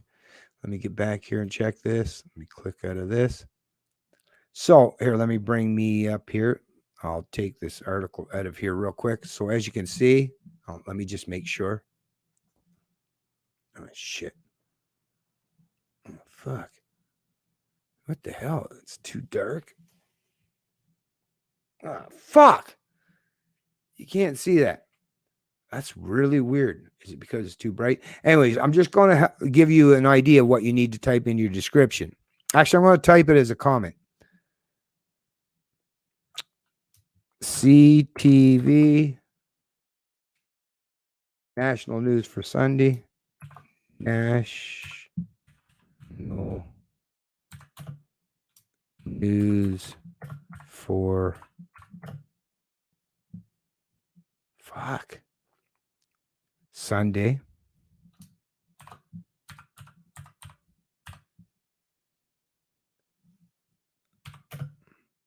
November 15th. So this is November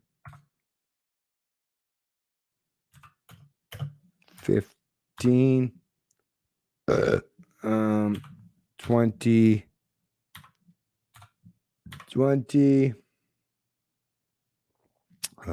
And then just the straight up and down line CTV News.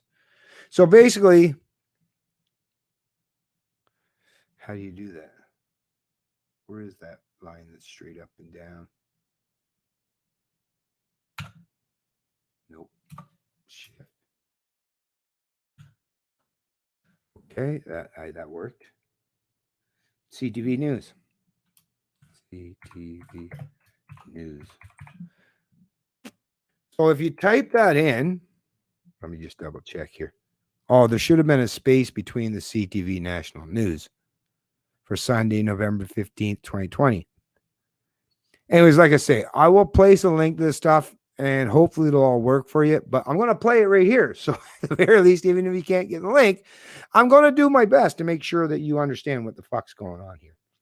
It's what I do, folks. It's what I do. And no, I don't try to mess with or manipulate people.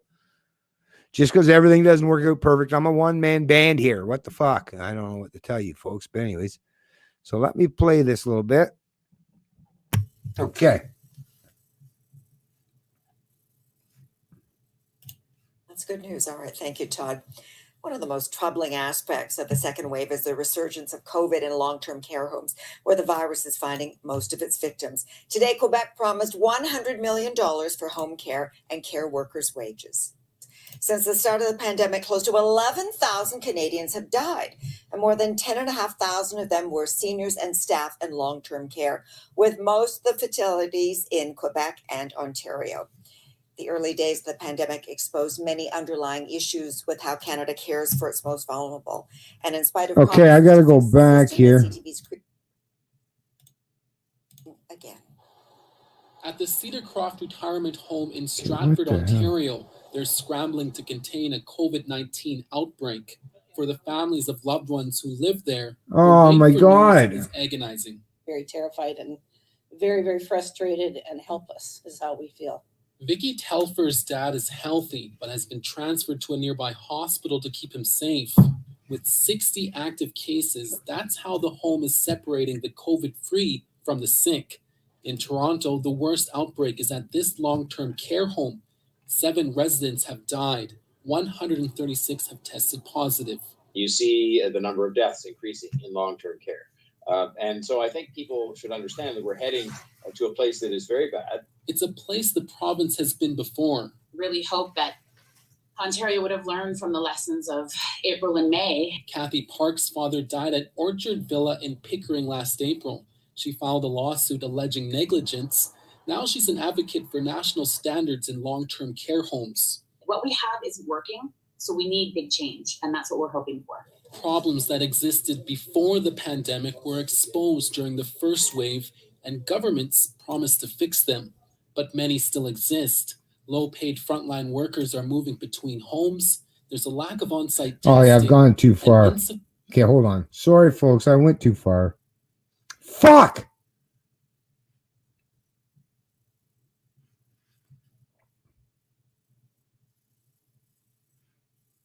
The ever-changing rules. What I'm seeing in medical practice in my friends and family and in society is essentially a bit of a loss of hope. People are not seeing the way out of this. Quebec may offer some hope.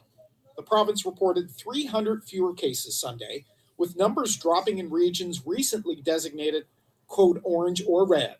And we put some really emphasis either in elderly home or in restaurant and that sort of thing. That pays off. For an example of something that's working, one should only look at Atlantic Canada's bubble. Here we go. Okay, listen to this, folks. Quarantine 14 days, and Sunday, only a handful of new cases were reported, Sandy. That's good news. All right. Thank you, Todd. One of the most troubling troubling aspects of the second wave is the resurgence of COVID in long-term care homes, where the virus is finding most of its victims. Today, Quebec promised $100 million for home care and care workers' wages. Since the start of the pandemic, close to 11,000 Here we go, folks. died, and more than 10,500 of them were seniors and staff in long-term care. So here we go. This is the big part that I need you folks to really pay attention. So in Canada, now this, like I say, this was reported on, what was it? What did I say? November 15th? I believe that was, right? November 15th. So what? What's today? 23rd. So 8 days ago. 8 days ago. I got to go back just a tad bit, I guess. There was like, what, 11,000. I got to go back just a smidgen here, folks. Sorry. Long long-term care homes, where the virus is finding most of its victims. Today, Quebec promised $100 million for home care and care workers' wages. Since the start of the pandemic, close to 11. So 10,947 at that time on that day. So like I say, what was it? November or October? I got to look at that one more time, folks. I got to look at that one more time, folks. So November 15th, 2020 is when this was aired. So this was actually produced and uploaded on the CTV website on November 15th. So as of November 15th, 10,947 total deaths in Canada, supposedly as a result of COVID-19. 11,000 Canadians have died, and more than 10,500 of them were seniors and staff in long-term care. So out of that, almost 11,000, so 10,987 or whatever the hell it was, 10,781. So apparently the number is only 166 from what I'm gathering from other people who have kind of put me on and pointed out this reality to me, which I'm trying to confirm and verify. And that's the thing. I got this information from other people and I'm trying to reiterate and verify. And what I'm seeing is they were absolutely correct in their assumption or their insinuation, which is out of these long-term care deaths, I mean, 10,000, only 166 at that time, right? The numbers might skew a little bit higher now because we're 8 days later. So there's definitely probably been more deaths over the last 8 days. But prior to that, out of those deaths, out of the almost 11,000, shy of 166 of those deaths, so all 10,781 deaths in Canada, which represents 90 whatever percent, right? High 90+% range.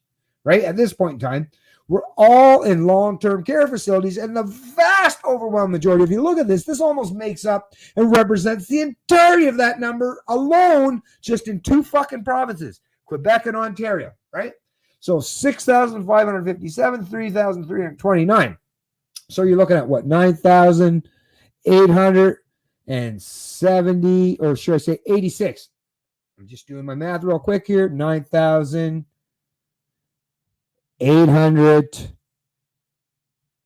and 5 plus 2 plus 1, 80. Yeah, 86. 5,000, or sorry, 9,000. 800. Wait a minute. 6,000, 3,000. I mean, you're definitely looking at the largest substantial portion, right? 9,857. 9,000. Sorry, folks. I'm having a little difficult time right now. 9,557. So 886, right? 9,886.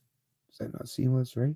Anyways, I might be wrong in my math, but I'm pretty sure I'm right. Just doing it off the top of my head. But still, you're looking at a huge percentage of them just in two provinces alone. Just in the two provinces alone. And if you extrapolate and take the information in terms of across the entire country, 10,781. And if you go back to what the original number it leaves, it's only 160 in this country, in this huge country of 37 million who have died from this COVID-19 who were in long-term care facilities. Right? Check out those 166 cases, which shouldn't be that difficult. 166 cases, it shouldn't be that difficult to find out, hey, did those 166 cases, did they just die for no reason, or did they have comorbidities or contributing factors? You know damn well they did. I mean, I'm just speculating at this point in time. I'll be 100% forthright and honest with it. I don't know about the 166 cases. This is just something that I'm learning right now, well, just shortly before going live here. But I guarantee, and maybe I'll do that subsequently to verify and prove that this 166, even that 166, which is a really, really, really, really, really, really low number in terms of death in this country over the course of 7, 8 months. I mean, I would imagine you'd probably find people dying from all kinds of crazy fucking things. Lightning strikes even that might be fucking aligned with this stuff, or even higher. Who knows, right? But the fact that 10,781 just in Quebec and Ontario alone, out of the 11,000 plus deaths in this country, happen in long-term care facilities, which are all rules that are imposed and regulated by big government, federally and provincially. So if all these deaths are happening in facilities that are heavily regulated by government, well, that should at least, at the very least, should tell you that, well, government's fucking up big time, right? It's the government that's fucking up way more than Canadians. You're not hearing all those 10,781 deaths that's happened because you went into Walmart, or because you went to the grocery store, or because you went to Winnipeg or somewhere in Manitoba and bought something that wasn't non-essential, which they're trying to restrict or deny your ability to do so. They're even trying to restrict or deny your ability to buy something that's not deemed essential in some of these provinces, because these authoritarians, they've had such an authoritarian mindset, and they've been allowed to be authoritarians for so long because apparently their offspring and people that are younger than them have been unwilling to challenge their authority or poke their finger in their fucking eyes, right? So this is the kind of shit. Can you imagine walking into a Walmart or a grocery store and saying, and them having entire aisles or sections of aisles blocked off, saying, this ain't necessary or essential, so you're not allowed to buy it, right? How fucked is that? How Orwellian, how authoritarian is that? Anyways, like I say, this is some really devastating, but very important information as well that I think most Canadians, and yeah, definitely get a screenshot of this shit. All it takes right now, hey, if you don't know how to do it, if you got paint on your computer, like I say, maybe you're on a cell phone. I don't fucking know. But find out a way to get a screenshot of this so you can share this with people, because look at how many people. Hey, you want to prove that all your fucking sheepish cohorts in your family or your coworkers or your friends who keep repeating and regurgitating political talking points from your establishment media or the hacks in the political or ruling class, just use this shit against them. It's right from their own sources that they revere so much. So that's why I use, like when people say, why do you fucking listen to CBC? Why are you always reporting on what CBC or CTV says? Because, well, don't you want to use their own bullshit rhetoric against them? That's the best way to destroy their credibility. You don't use some outlier or some third party that isn't aligned with these people to push back against them, because then people say, oh, they just don't like them. They're lying or misrepresent what they say. Use their own fucking words and rhetoric against them. That's how you get your leg up. That's how you prove that these people are full of shit, is use their own rhetoric and propaganda against them. That's what I do. That's why I continually win. That's why no one has had the ability to shut me down, silence me, bully me, or eliminate the ability for me to speak freely about the stuff I do, because I just use their own information against them. No need for tabloid, sensationalized bullshit, or even Alex Jones to help or prop me up. I use their own bullshit against them. So you can do that, and that's what I do.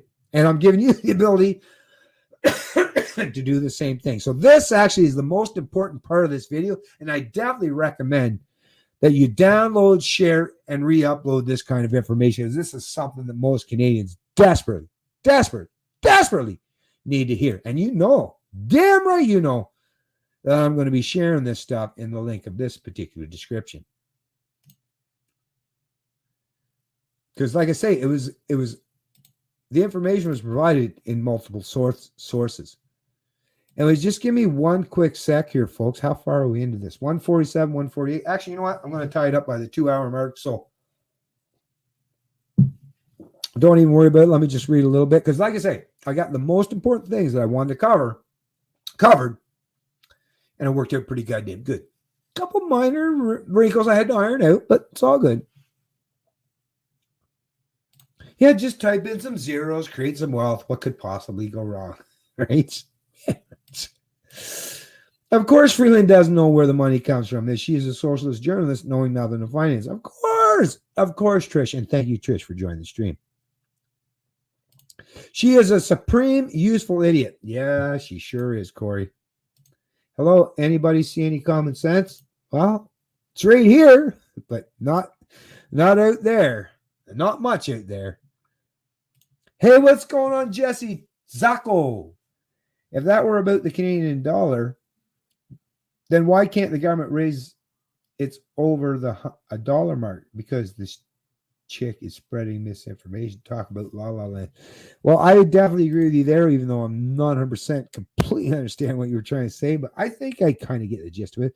That bankster magic. Boom, right? Boom! Look at how wealth is produced. Look, watch.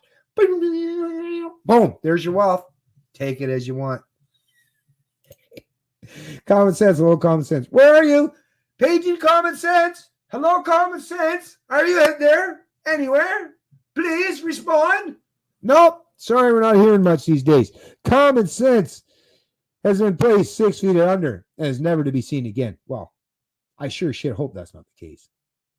TBD. Trudeau doesn't know what it takes to work for a living when he's been fed off a silver spoon of BS. Oh, true, Trish. So true. So true. Common sense left the plant long ago. Well, for most people, but there's still a few of us that retain that, Corey. But I agree with what you're saying there, buddy. That for most people, that is a true statement. Citizens start with S. Yeah, apparently. Government took on the debt just like a budget will balance itself, all while using the water paper baggie thing. Oh, you mean a water box thingamajigger, right? Because we're all about protecting the environment, like Trudeau said. So we use those paper water box things. Like, oh my God. When I was watching that, I was like, if you're part of that man's family or anyone that knows him, was like, oh, how do you not hang your head in shame watching this guy with the spectacle, right? It's like, what a fucking loser, man. But yeah, people still prop him up. Losers propping up losers. Imagine that. But yeah, he tells a veteran that they're asking for too much. A week later, he gives women and girls of Africa $250 million. I hear you, Trish, but you know, I'm not a big fan of veterans, which are just enforcers of the state that go choose to go kill people in foreign countries because their masters told them so. Yeah, you're not going to work out. It's not going to work out real well. Listen, I do feel bad for some of the veterans. And listen, this is a problem with veterans. Like, what the fuck? I'm just trying to tell you the truth. Don't get mad at me for telling you the fucking truth, man.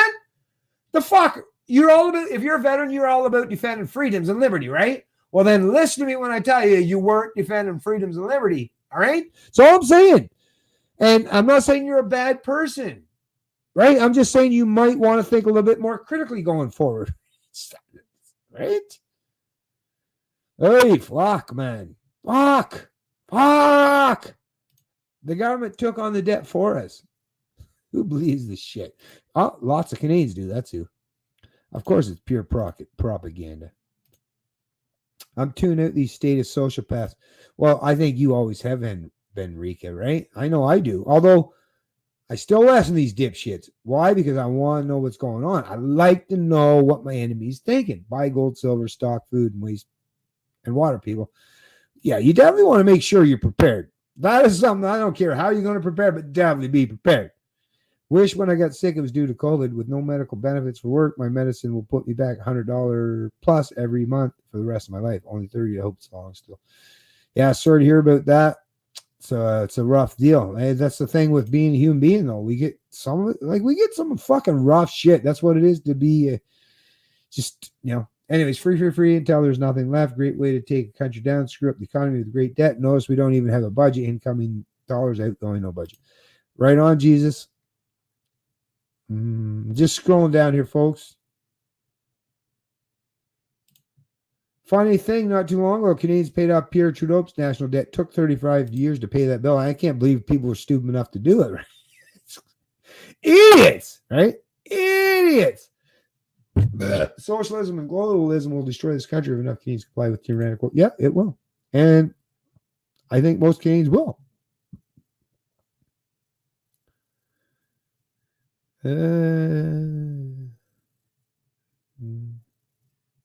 Defund the police so we can replace them with UN Terminator. Dude, the police that are there right now are the ones that are enforcing your Trudeau overlords. Like, I don't get you, Fox, man. I don't get you. You must be a conservative, AB Free, because you think in binary terms where it's got to be conservatives or liberals, and if the conservatives support the police, well, you better.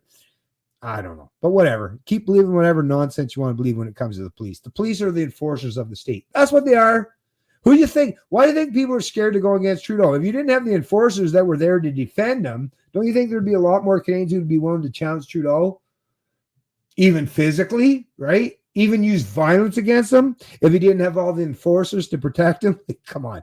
You people that keep protecting and defending the police, You're a detriment to your own freedom and liberty, but whatever. You know, someday you'll learn that. Apparently not by listening to me. Maybe you'll have to learn that in real time with the real world experience before you do. And you know what? If it does, well, trust me, it'll suck to be you to learn that cold, hard lesson. But if that's the only way you learn lessons, then hey, it is what it is.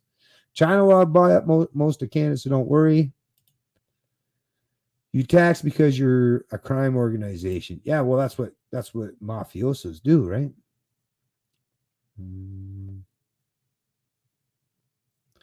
Oh, cool.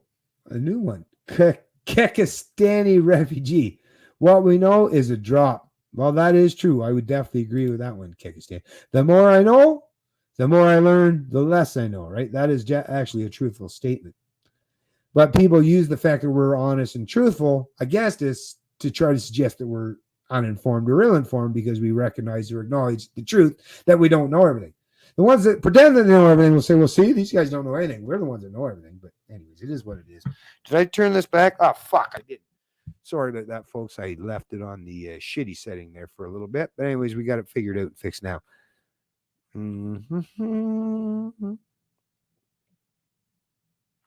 Hey, Susan Barnes. Thanks for joining the stream. Hopefully from this Canada, we'll grow a backbone.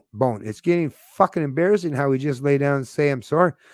I agree with you, Susan. And you know what? It's a sad reality that a woman like yourself, as with the name Susan, I would suggest you're a woman, or I hope you are anyways, that has to tell a bunch of men that you're a bunch of fucking pussies. But I'm glad you're willing to do so, because it really should shame a whole lot of fucking beta cucks and men in this country.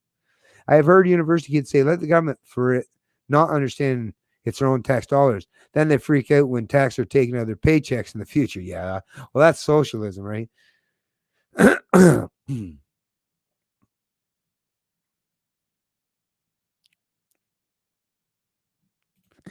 Thanks, Ben. It's been a while since listening to your vid. Well, my pleasure, Trish, and thank you very much for using it. I used to think that people were not that stupid. They just wanted to bring in socialism, but I was wrong. They are that stupid. Well, I don't know. Some of them are just very opportunist and selfish. That's the thing. Selfish. That's the thing. The proponents who say selfishness is bad are usually the ones that are the most selfish, right? They just don't want you to be selfish. They like being selfish, though. Bye, everyone. Thanks for chat, folks. Really appreciate you joining the stream, chat. Jesus Gonzalez, Jesus, really appreciate that. Have yourself a great night, my friend. No, they don't. They really don't.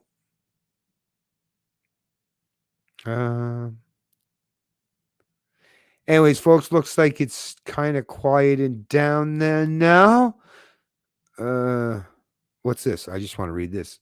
Editor's note: a previous version of this column contained a paragraph referring to figures from another news organization. Those figures are incorrect and have been removed.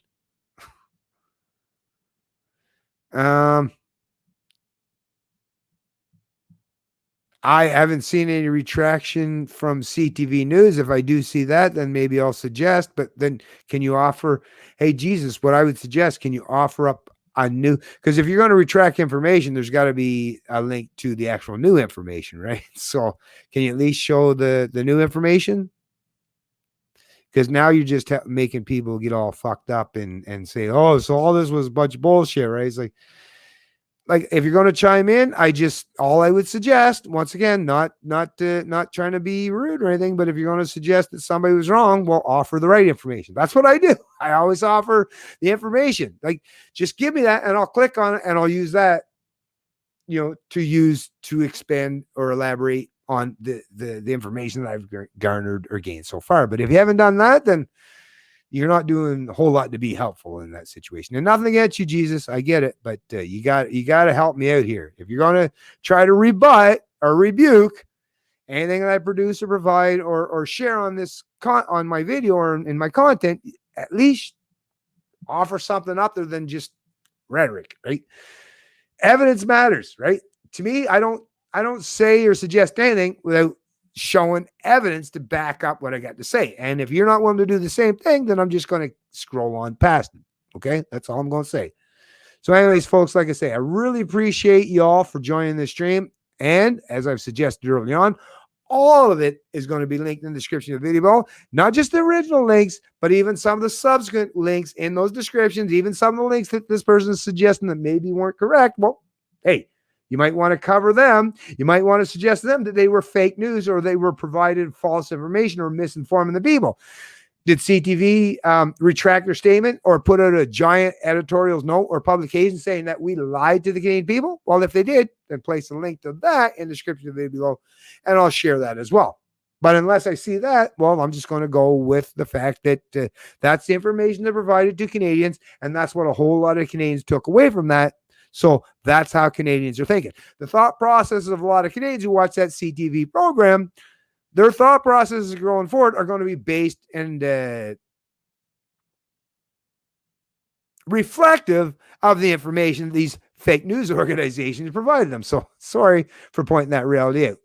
Anyways, like I say, folks, I'm going to place a link to all this stuff in the description of the video below, and I look forward to seeing you in the next stream, which shouldn't be too far. Actually, let me see if there's something else I got to reiterate.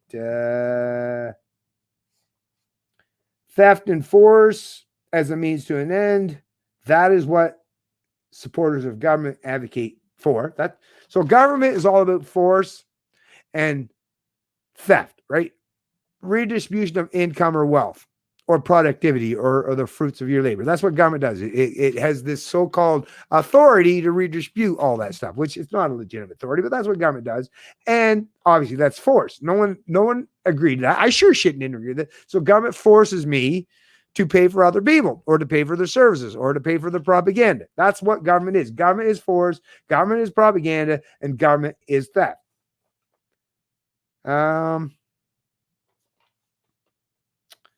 What else? Oh, by the way, too, that's another thing. Where's the thing about John Hicks? No, I believe it's John Hicks. Just one sec, folks. We haven't set up a date and time yet. Yeah, John Hicks on Facebook. So me and John are going to be talking about something here soon, and I'm going to be doing an interview with him. I won't get into the details as of yet, but watch for my a live stream that I'll be producing at some point in time in the near future with John Hicks, and I guarantee it's going to be a very informative and important video or stream to pay attention to. So look forward to that. And I think he put up Tuesday, Thursday, and Saturday, I believe, were the tentative dates to do it. So Tuesday, Thursday, Saturday, that'll be one of those days will be the day that we'll be doing that. And I believe that will be this week unless something takes place. Of course, I'm going to be doing another live stream with my son. That might be taking place tomorrow or the next day. Stay tuned to that. That's on my Liberty Hunter podcast. And I'll place a link to that YouTube channel in the description of this video as well. So you can automatically click on that and click on that bell notification so you can get notifications to know that when we're doing our live stream together, because we've been doing them and we've had a very, very small audience, usually 2, 3, 4 people, not a whole lot of people, but we've been talking about some pretty important stuff. My son actually cares a whole lot about U.S. politics and paying attention to Donald Trump stuff much more than even I do. But like I said, I'm willing to talk about all different areas and aspects of what human freedom and liberty is all about.